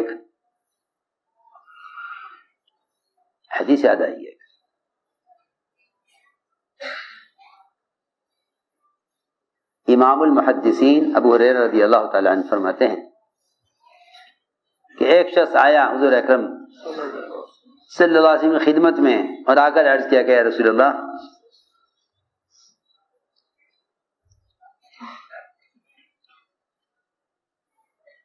میں اگر 6000 دینار کسی خیر کے کام میں خرچ کر دوں، کتنے؟ 6000 دینار کسی خیر کے کام میں خرچ کر دوں، بہت سے خیر کے کام ہیں دنیا میں، تو کیا میرے اللہ کے راستے میں نکل کر دعوت دینے کا بدل ہو جائیں گے؟ یہ سوال کیا صحابی نے۔ 6000 سونے کی اشرفیاں، 6000 خرچ کر دوں کسی خیر کے کام میں، تو کیا اللہ کے راستے میں نکل کر دعوت دینے کا بدل ہو جائیں گے؟ آپ نے فرمایا کہ جو شخص اللہ کے راستے میں نکل کر صرف سو رہا ہے، کچھ نہیں کر رہا، صرف سو رہا ہے، یہ سونے والا بھی تیرے 6000 دینار کے خرچ کرنے والے سے زیادہ افضل ہے۔ Reconstruction of Ummah. ہاں، کیونکہ سنت ہے نا، اللہ کے راستے میں پھرنا سنت ہے۔ جی ہاں، آپ کا اپنا بذات خود کیا ہوا عمل ہے. تو یہ تو بڑی بات ہے کہ اللہ کے راستے میں نکل کر دعوت دینا. میں تو عرض کر رہا کہ استنجے کی لائن کی سنت کے بھی انوارات تمام خیر کے کاموں سے زیادہ اپنے اندر نور لیے ہوئے ہیں، کیونکہ جو عمل آپ سے زیادہ ثابت ہے اس کا کوئی بدل نہیں ہے. ہم نے اس لیے عرض کیا ہے کہ ساری بات اس پر عرض کر رہا تھا کہ حضور اکرم صلی اللہ علیہ وسلم نے اس کا عادی بنایا تھا کہ اپنے مسائل کو لے کر مسجد میں آؤ. جب کسی بھی آنے والے عذاب کا دفاع محض مادی شکل سے کیا جائے گا تو مادی اسباب اعمال میں رکاوٹ بنیں گے. مادی اسباب اعمال میں رکاوٹ بنیں گے.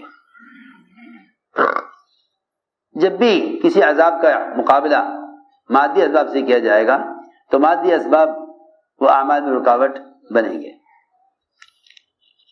اگر آپ محض ڈاکٹروں کی ہدایات اور محض سائنس اور محض ظاہری نظام کو آپ دیکھیں گے تو یہ آپ کو فرائض سے اور یہ آپ کو سنتوں سے اور یہ آپ کو بے شمار اعمال سے روک دیں گے، یہ کہہ کر کہ یہ موقع ان اعمال کے کرنے کا نہیں ہے. حالانکہ حضور اکرم صلی اللہ علیہ وسلم نے اپنے صحابہ کو اس کا عادی بنایا تھا کہ تم پر جو بھی حال آئے تم اس حال کا حل تلاش کرنا مسجد میں آ کر. اس لیے مسجد کو تمام نقشوں سے خالی رکھا گیا. مسجد کو تمام نقشوں سے خالی رکھا گیا. سن 9 ہجری تک مسجد نبوی میں چراغ نہیں تھا. سن 9 ہجری تک مسجد میں چراغ نہیں تھا. سن 9 ہجری تک اسلام پھیل چکا تھا ملکوں میں بھی اور باہر جماعتیں جانے لگی تھی، لیکن مسجد نبوی میں چراغ نہیں تھا. چراغ ایک ایسی ضرورت ہے جو بہت سی عبادات اور مدینہ جیسا سانپ بچھوں کا علاقہ کثیر الحوام علاقہ کہلاتا ہے کہ جس میں کیڑے مکوڑے سانپ بچھو بہت ہوتے تھے، لیکن مدینے میں مسجد نبوی میں چراغ نہیں تھا. اسی اندھیرے میں سارے کام ہوتے تھے. سنو تو صحیح، 9 سال ہجرت کے بعد گزر گئے تب حضرت تمیم داری نے مسجد نبوی میں چراغ جلایا. میں نے عرض کیا کہ لوگ اس کے عادی تھے کہ جو بھی حال آئے اس حال کا مقابلہ اعمال مسجد سے کیا جائے. آگ نکلی جس نے سارے مدینے کو گھیر لیا. عمر رضی اللہ تعالیٰ عنہ آگ کی خبر سنتے مسجد پہنچے. تمیم داری سے کہا تمیم یہ آگ نکلی ہے اسے پہاڑ میں داخل کر کے آؤ.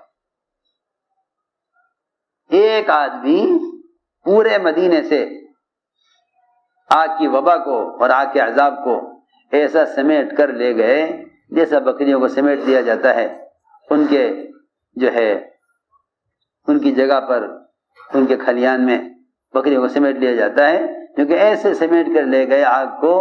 اور آگ ایسی تابع تھی کہ جس طرف وہ اشارہ کرتے تھے آگ اس طرف چلتی تھی. جس سے اشارہ کرتے تھے آگ اس طرف چلتی تھی. اس وقت ساری دنیا کے مسلمانوں کو ایک خوف میں ڈال کر اعمال سے غافل کرنے اور اعمال سے روکنے کو اس کا بہانہ بنایا، حالانکہ یہ بہانہ تھا عمل کی طرف لانے کا اور غفلت سے نکالنے کا. ادھر دریا نیل کا پانی اتر گیا. ہر سال کا معمول کہ پانی نیچے اتر جاتا تھا. ان کا معمول یہ تھا کہ ایک لڑکی کو خوب زیور پہناتے، خوبصورت سے خوبصورت لڑکی کسی بھی خاندان سے اٹھا لیتے اور خاندان والے بھی فخر محسوس کرتے تھے کہ ہماری لڑکی کام آ جائے. اچھا ہے کہ سارے علاقے والوں کو پانی ملے گا اور ثواب ہمیں ملے گا. ثواب ہمیں ملے گا. جی ہاں، لوگ فخر سے ابھی لڑکی پیش کرتے تھے کہ لو بھائی ہماری بچی کو لو دریا میں ڈال دو تاکہ دریا بھینٹ چڑھے گی لڑکی کی تو پانی اوپر آئے گا. حضرت عمر کو خط لکھا مومنین ان کا معمول تو یہاں یہ ہے. ان کا معمول تو یہاں یہ ہے کہ دریائے نیل کو چلانے کے لیے یہ ایک جہالت کا عمل یہ کرتے ہیں کہ ایک لڑکی کو مزین کر کے دریا میں ڈالتے ہیں، اس پر یہ دریا کا پانی اوپر آتا ہے، اور اگر یہ نہیں کرتے ہیں تو سارا علاقہ پانی سے پریشان ہوگا۔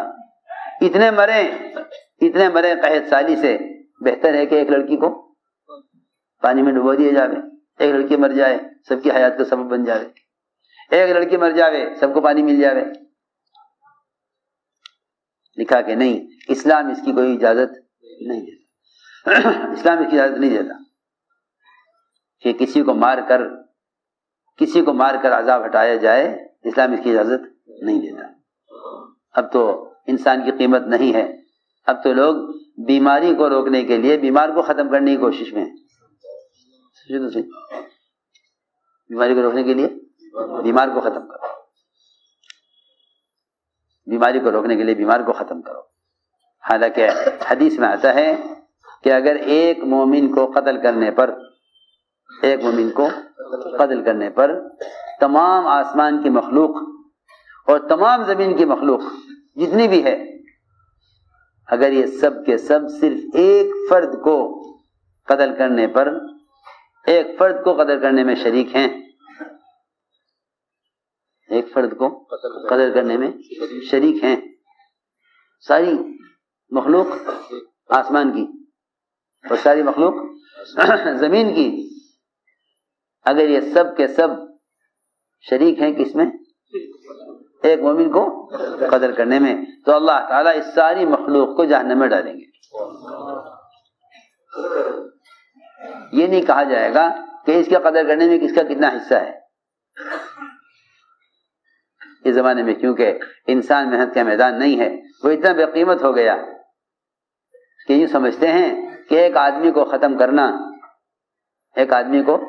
کرنا آسان ہے اتنا آدمیوں کی جان بچانے کے لیے۔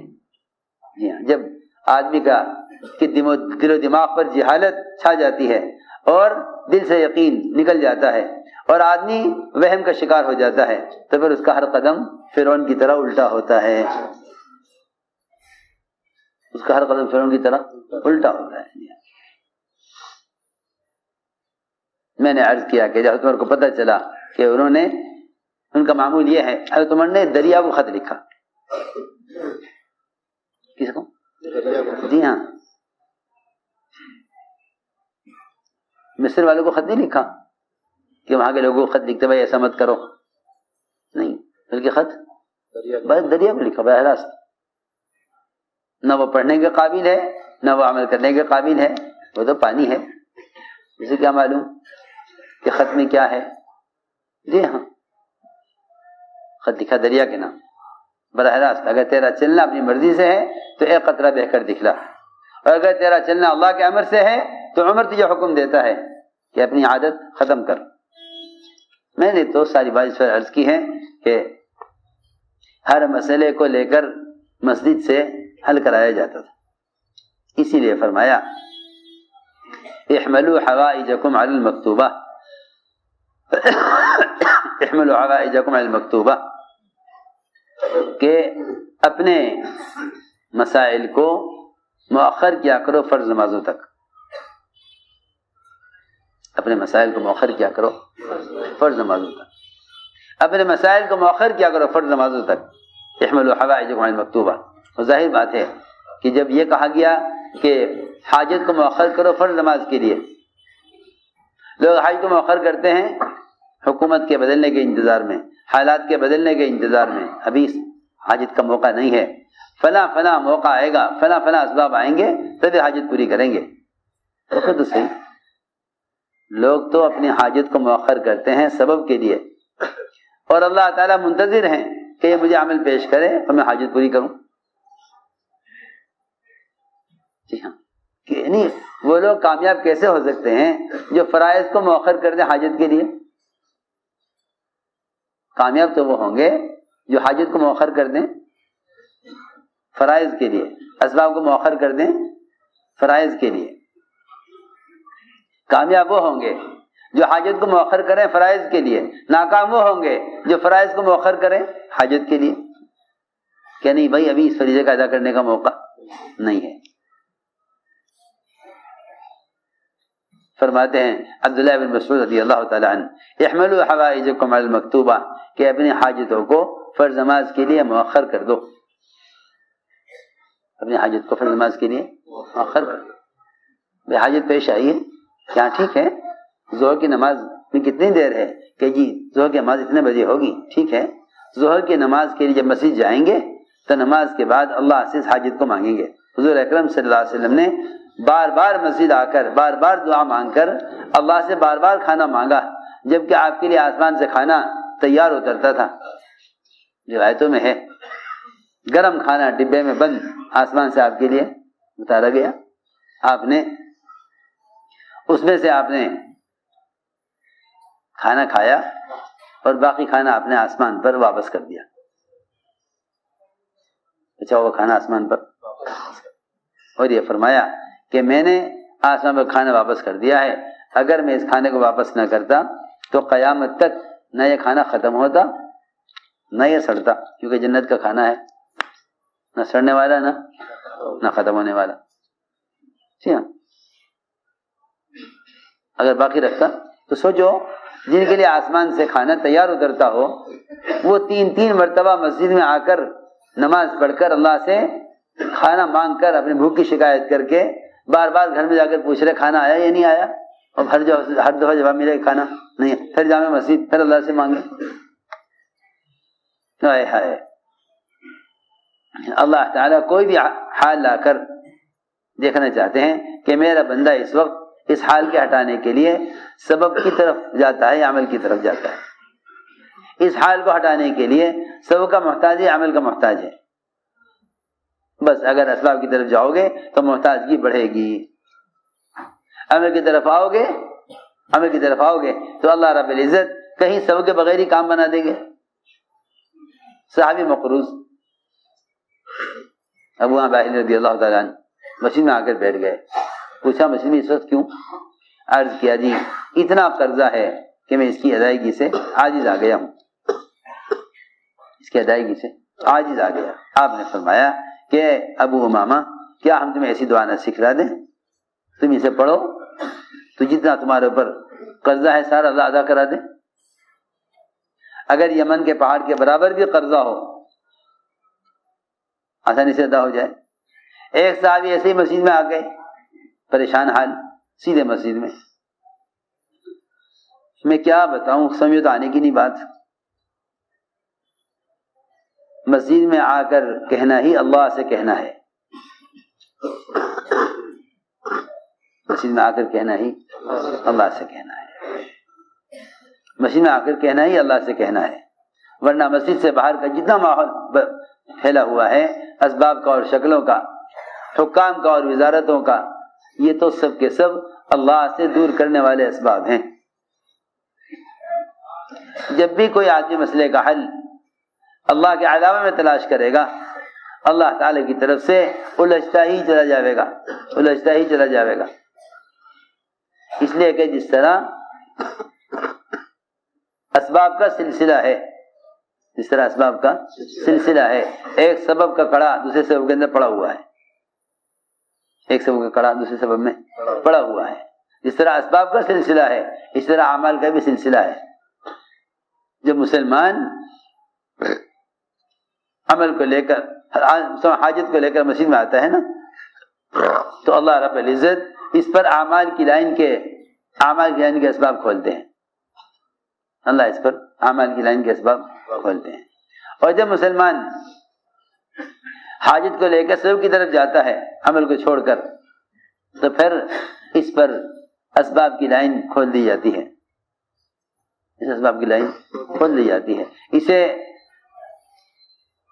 اسباب یہاں تک پہنچا دیتے ہیں کہ پھر یہ عمل کے ضائع کرنے پر آ جاتا ہے اور اسباب اس کو حرام اسباب تک پہنچا دیتے ہیں. اسباب اس کو حرام اسباب تک پہنچا دیتے ہیں. کیا کر سکتے ہیں ان حالات میں؟ بے شک یہ چیز غلط ہے مگر حالات نے مجبور کر دیا ہے. جی ہاں حالات تو حائل ہو جاتے ہیں بندے کے اور اللہ کے درمیان اگر ان حالات میں اعمال کی طرف نہ آئے. ہم نے عرض کیا کہ صحابی نے قرض کی شکایت کی. آپ نے فرمایا کیا تم نے درخت کا پھل توڑ لیا ہے؟ کہ جی ہاں. چلو آپ تشریف لائے. جتنے الگ الگ ڈھیر لگے ہوئے تھے کھجور کی قسموں کے، اعلان کر دیا گیا لوگوں میں جس کا جو بھی حق ان کے ذمے ہے وہ آ کے اپنا حق لے لے. ہر طرف سے لوگ آئے اور کھجوریں تول تول کر بھر بھر کر لے گئے. سارا قرضہ ادا ہو گیا. جبکہ یہ کہتے تھے کہ اگر میں سال ہر سال درخت کی آمدنی قرض میں دیتا رہوں، اپنے گھر ایک کھجور لے کر بھی نہ جاؤں، تب بھی میرا قرض کا ادا ہونا مشکل ہے. خدا کی شان، سارا قرضہ ادا ہو گیا. فرماتے تھے صحابی کہ مجھے ایک کھجور کی جگہ خالی نظر نہیں آتی تھی کہ یہاں سے کوئی کھجور اٹھائی گئی ہے. سارے ڈھیر کھجوروں کے سلامت رہے، ان میں کوئی کمی نہیں آئی اور سارا قرضہ ادا ہو گیا. میں نے تو یہ واقعہ سے عرض کیے ہیں تاکہ ہمیں اس کا یقین ہو کہ واقعی اللہ تعالی حالات لا کر دیکھنا چاہتے ہیں کہ میرا بندہ اس وقت اس حال سے بچنے کے لیے سب کو مقدم کرتا ہے یا عمل کو مقدم کرتا ہے. اس لیے میرے دوستو عزیزو، میں نے عرض کیا کہ تربیت اور تعلیم اور اللہ سے مسائل کو حل کرانے کا تعلق اصل اعمال مسجد سے ہے. حضور اکرم صلی اللہ علیہ وسلم نئے آنے والوں کو مسیح کے ماحول میں رکھا کرتے تھے تاکہ اس ماحول میں رہنے سے دلوں کے اندر ہدایت کا نور اترے اور دل اعمال مسجد سے نرم ہوں. جتنا مسجد سے دور رہو گے دلوں میں سختی پیدا ہوگی اور جتنا مسجد سے دور رہو گے اتنا نافرمانی کا مزاج بنے گا. اس لیے کہ فرما برداری کا مزاج بنتا ہے فرما برداروں کے ساتھ رہنے سے. فرما برداری کا مزاج بنتا ہے فرما برداروں کے ساتھ. وہ کون ہے فرما بردار؟ کہ وہ فرشتے ہیں. جی ہاں، لا یعصون اللہ ما امرہم ویفعلون ما یؤمرون. فرشتوں کی خاص صفت ہے یہ کہ وہ اللہ کے ہر امر کو پورا کرتے ہیں اور کسی کام میں اللہ کی نافرمانی نہیں کرتے. ان فرشتوں کی صحبت میں رہنے سے عمل کی استعداد پیدا ہوتی ہے. فرشتوں کے پروں میں رہنے سے عمل کی استعداد پیدا ہوتی ہے. اس لیے حضور اکرم صلی اللہ علیہ وسلم کا یہ ہمیشہ معمول رہا کہ جن میں عمل کی رغبت نہ ہو انہیں مسجد میں رکھو. وفد ثقیف نے اسلام تو قبول کر لیا، فرائض سے انکار کر دیا. اسلام قبول کر لیا، مسلمان تو بن کر رہیں گے، لیکن فرائض سے انکار کر دیا. حضور اکرم صلی اللہ علیہ وسلم نے ان کو مسیح کے ماحول میں رکھا اور یہ فرمایا کہ اعمال مسجد کے اندر تاثیر ہے. یہ اعمال مسجد میں تاثیر ہے کہ اعمال مسجد ان کے دلوں کو اسلام کے لیے نرم کر دیں گے. یہ عنقریب زکوٰۃ بھی دیں گے، دین کی محنت بھی کریں گے، عنقریب یہ سارے اعمال کریں گے، کیونکہ اعمال مسجد میں دلوں کو نرم کرنے کی خاصیت ہے.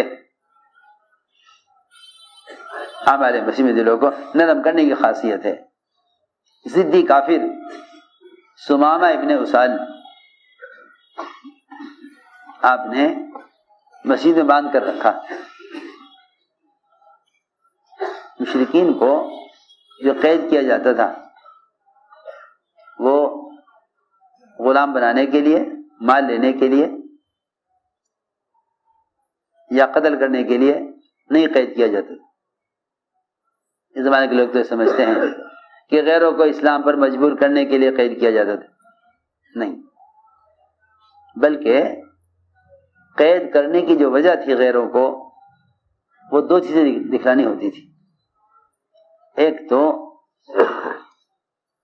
مسجد کے اعمال کا اثر ان کے قلوب پر پڑے، دوسرے قرآن کی آواز ان کے کانوں میں پڑے. قرآن کی آواز ان کے کانوں میں پڑے. سنو توجہ سے بات. قرآن کی آواز کان میں پڑے اور مسجد کے اعمال ان کے دلوں کو اسلام کے لیے نرم کریں.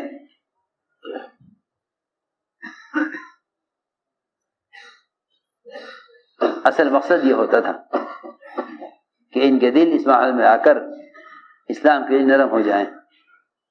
ورنہ غلام بنانے، باندیاں بنانے، قتل کرنے کے لیے نہیں۔ ثمامہ بن اسال کو آپ نے باندھ دیا مسجد میں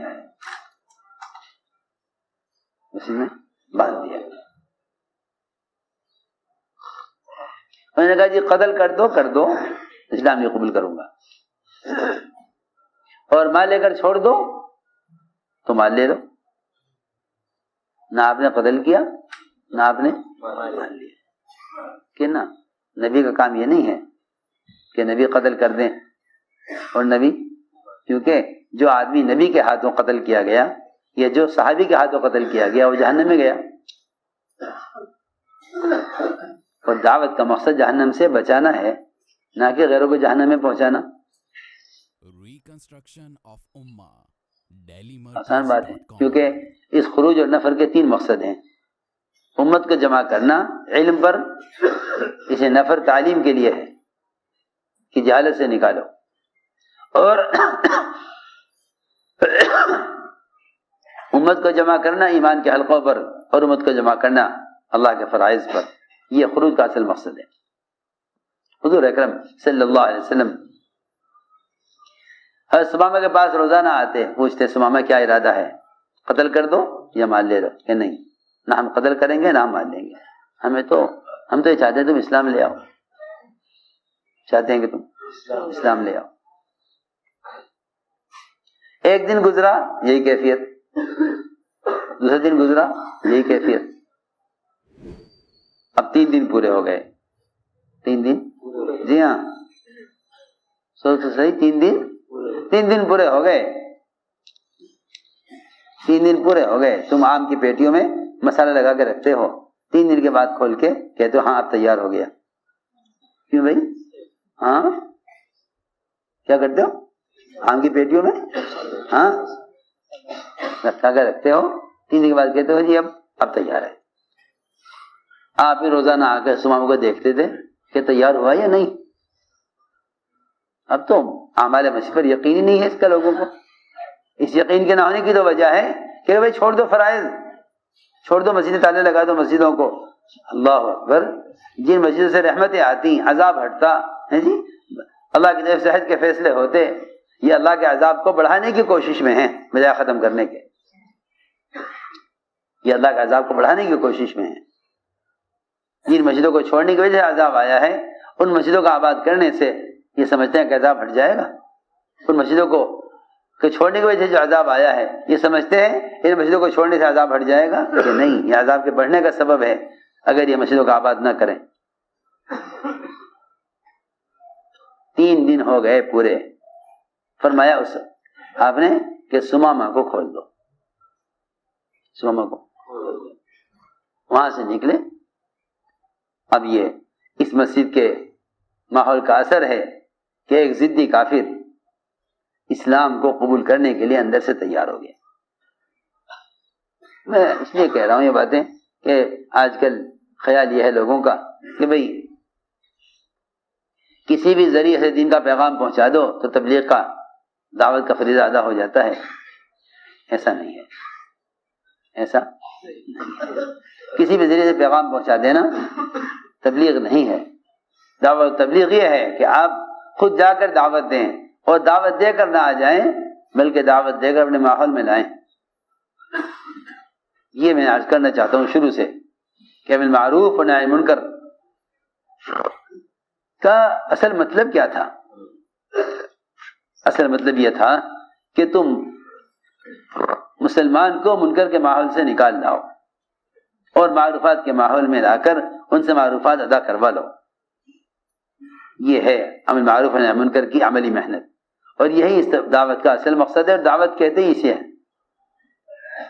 امام المحدثین ابو ہریرہ فرماتے ہیں کہ تم خیر امت جب ہو سکتے ہو اور تم افضل امت جب ہو سکتے ہو جب تم لوگوں کو پاس چل کر جاؤ اور ان کو ان کے ماحول سے کسی بھی طرح نکال کر اپنے ماحول میں لا کر ان کے دل میں اسلام کی رغبت پیدا کر دو، پھر تو تم خیر امت ہو سکتے ہو۔ اگر میں آپ سے یہ کہہ دوں کہ اگر آپ گشتوں کے ذریعے لوگوں کو جا کر محنت کر کے ان کو ان کے ماحول سے نکال کر نہیں لاتے تو آپ خیر امت نہیں ہو سکتے۔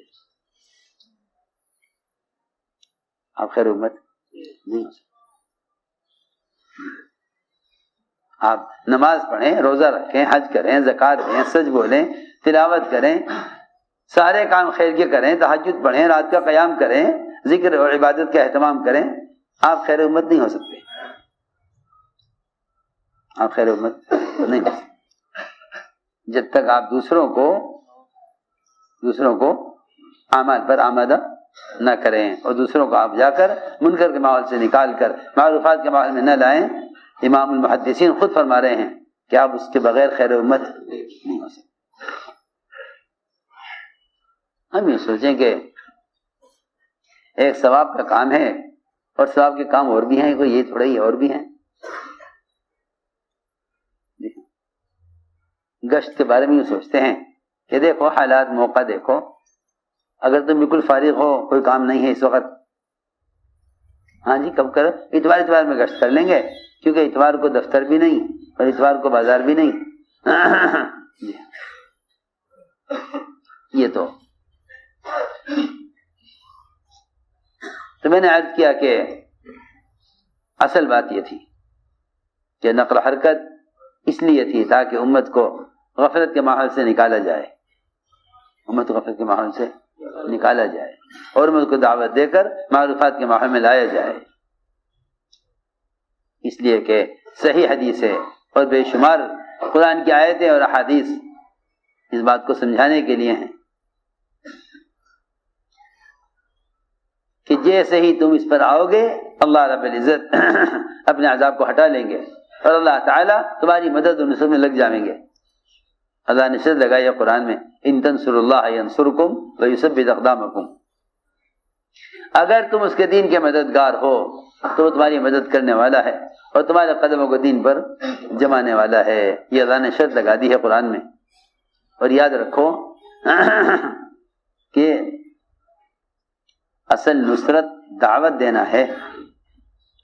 اصل نصرت دعوت دینا نصرت ہے، کیونکہ حدیث میں آتا ہے مدد کرو ظالم کی مظلوم کی بھی، مدد کرو ظالم کی بھی مظلوم کی بھی. صحابہ نے عرض کیا کہ یا رسول اللہ مظلوم کی مدد کرنا تو سمجھ میں آتا ہے، لیکن آپ فرما رہے کہ مدد کرو ظالم کی. ظالم کی مدد کیسے کریں؟ ظالم کی مدد ایک تو خود ظالم ہو پھر اس کی مدد کریں. فرمایا ہاں ظالم کی مدد کرنا یہ ہے کہ اس ظالم کو ظلم کرنے سے روکو. معلوم ہو گیا کہ سب سے بڑی دین کی نصرت منکر کرنے والوں کو منکر سے روکنا ہے. روکنا یہ نہیں کہ آج جا کر گئے یہ مت کرو. سمجھ میں آ رہی والی بات؟ اس زمانے میں ساری دنیا کے پڑھے لکھے عوام اور خواص سب وہی سمجھتے ہیں کہ لوگوں کو منکر سے روکنا ہے. ارے میری بات توجہ چاہتی ہے، میری بات بہت توجہ چاہتی ہے. لوگ یہ سمجھتے ہیں کہ لوگوں کو جا کر منکر سے روکنا ہے، حالانکہ اس زمانے میں لوگوں کو منکر سے روکنا یہ منکر سے لوگوں کے باز آنے کا سبب نہیں ہے. میری بات بہت توجہ چاہتی ہے.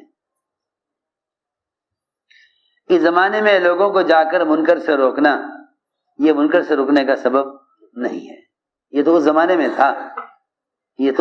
میں تھا جب لوگوں کو وعیدوں کا خوف تھا، وعدوں کی امید تھی، تو ایک منکر کا اعلان ہوتا تھا مسجد سے کہ لوگوں شراب حرام ہو گئی. اس اعلان میں لوگ شراب چھوڑ دیا کرتے تھے. جب تم یہ دیکھ رہے ہو کہ اس زمانے میں منکرات محبوب ہو گئے ہیں، منکرات کیا ہو گئے؟ محبوب. لوگوں کو منکرات سے محبت ہو گئی ہے. آپ جا کے منکر سے روکیں گے، منکر کرنے والا آپ کا مقابلہ کریں گے، منکر کرنے والے آپ کا مقابلہ کریں گے. میں اس لیے کہہ رہا ہوں کہ یہ زمانہ منکر کے فریضے کو ادا کرنے کے لیے منکر سے روکنا نہیں ہے، بلکہ منکر سے روکنے کے لیے اصل میں منکر کرنے والے کا منکر سے باز آنا یہ نہی منکر ہے. روکنا نہی منکر نہیں ہے، منکر کرنے والے کا منکر سے باز آ جانا یہ نہی منکر ہے. امر معروف نہیں ہے کہ آپ لوگوں میں جا کے کہہ دیں آؤ بھائی آؤ نماز پڑھو. امر معروف یہ نہیں ہے، بلکہ امر معروف یہ ہے کہ آپ ایک بے نمازی کے پاس جا کر اس سے ملاقات کر کے اس کی خوشامد کر کے اسے مسجد میں لا کر اس سے نماز ادا کروا لیں. آج آپ نے ایک مسلمان سے نماز پڑھوا لی.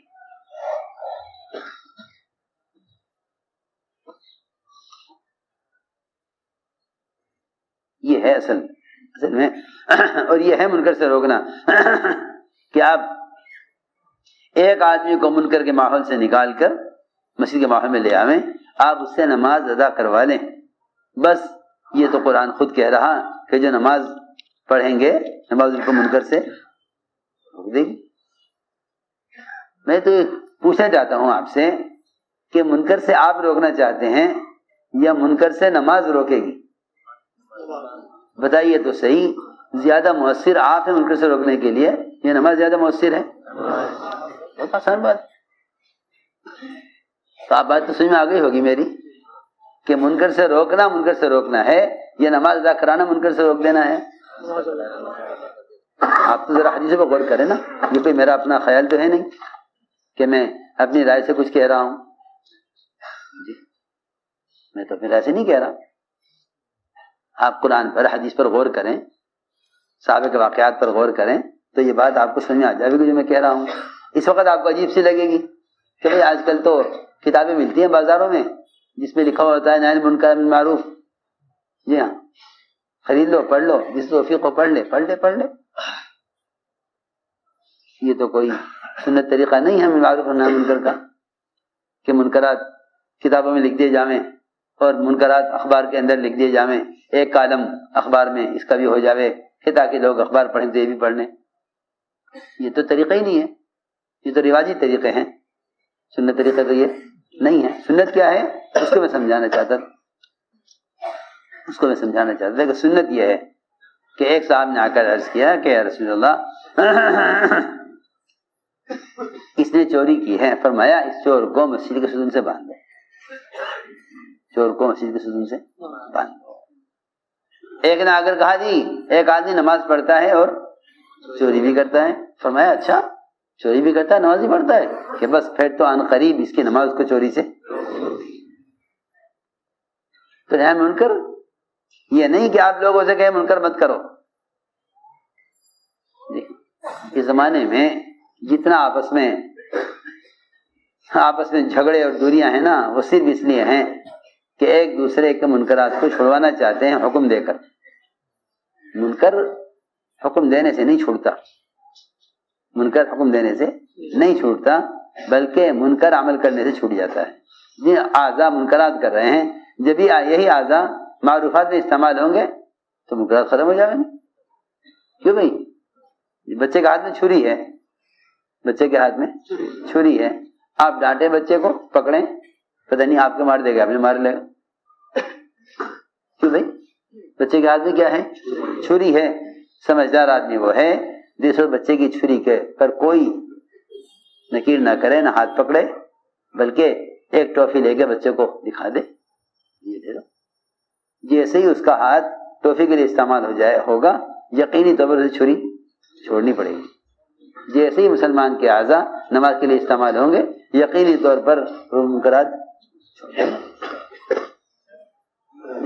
تو منکرات کے الگ اعضاء تو ہے نہیں، یہی اعضاء ہیں جو استعمال ہوں گے معروفات کے لیے، یہی اعضاء استعمال ہوں گے منکرات کے لیے.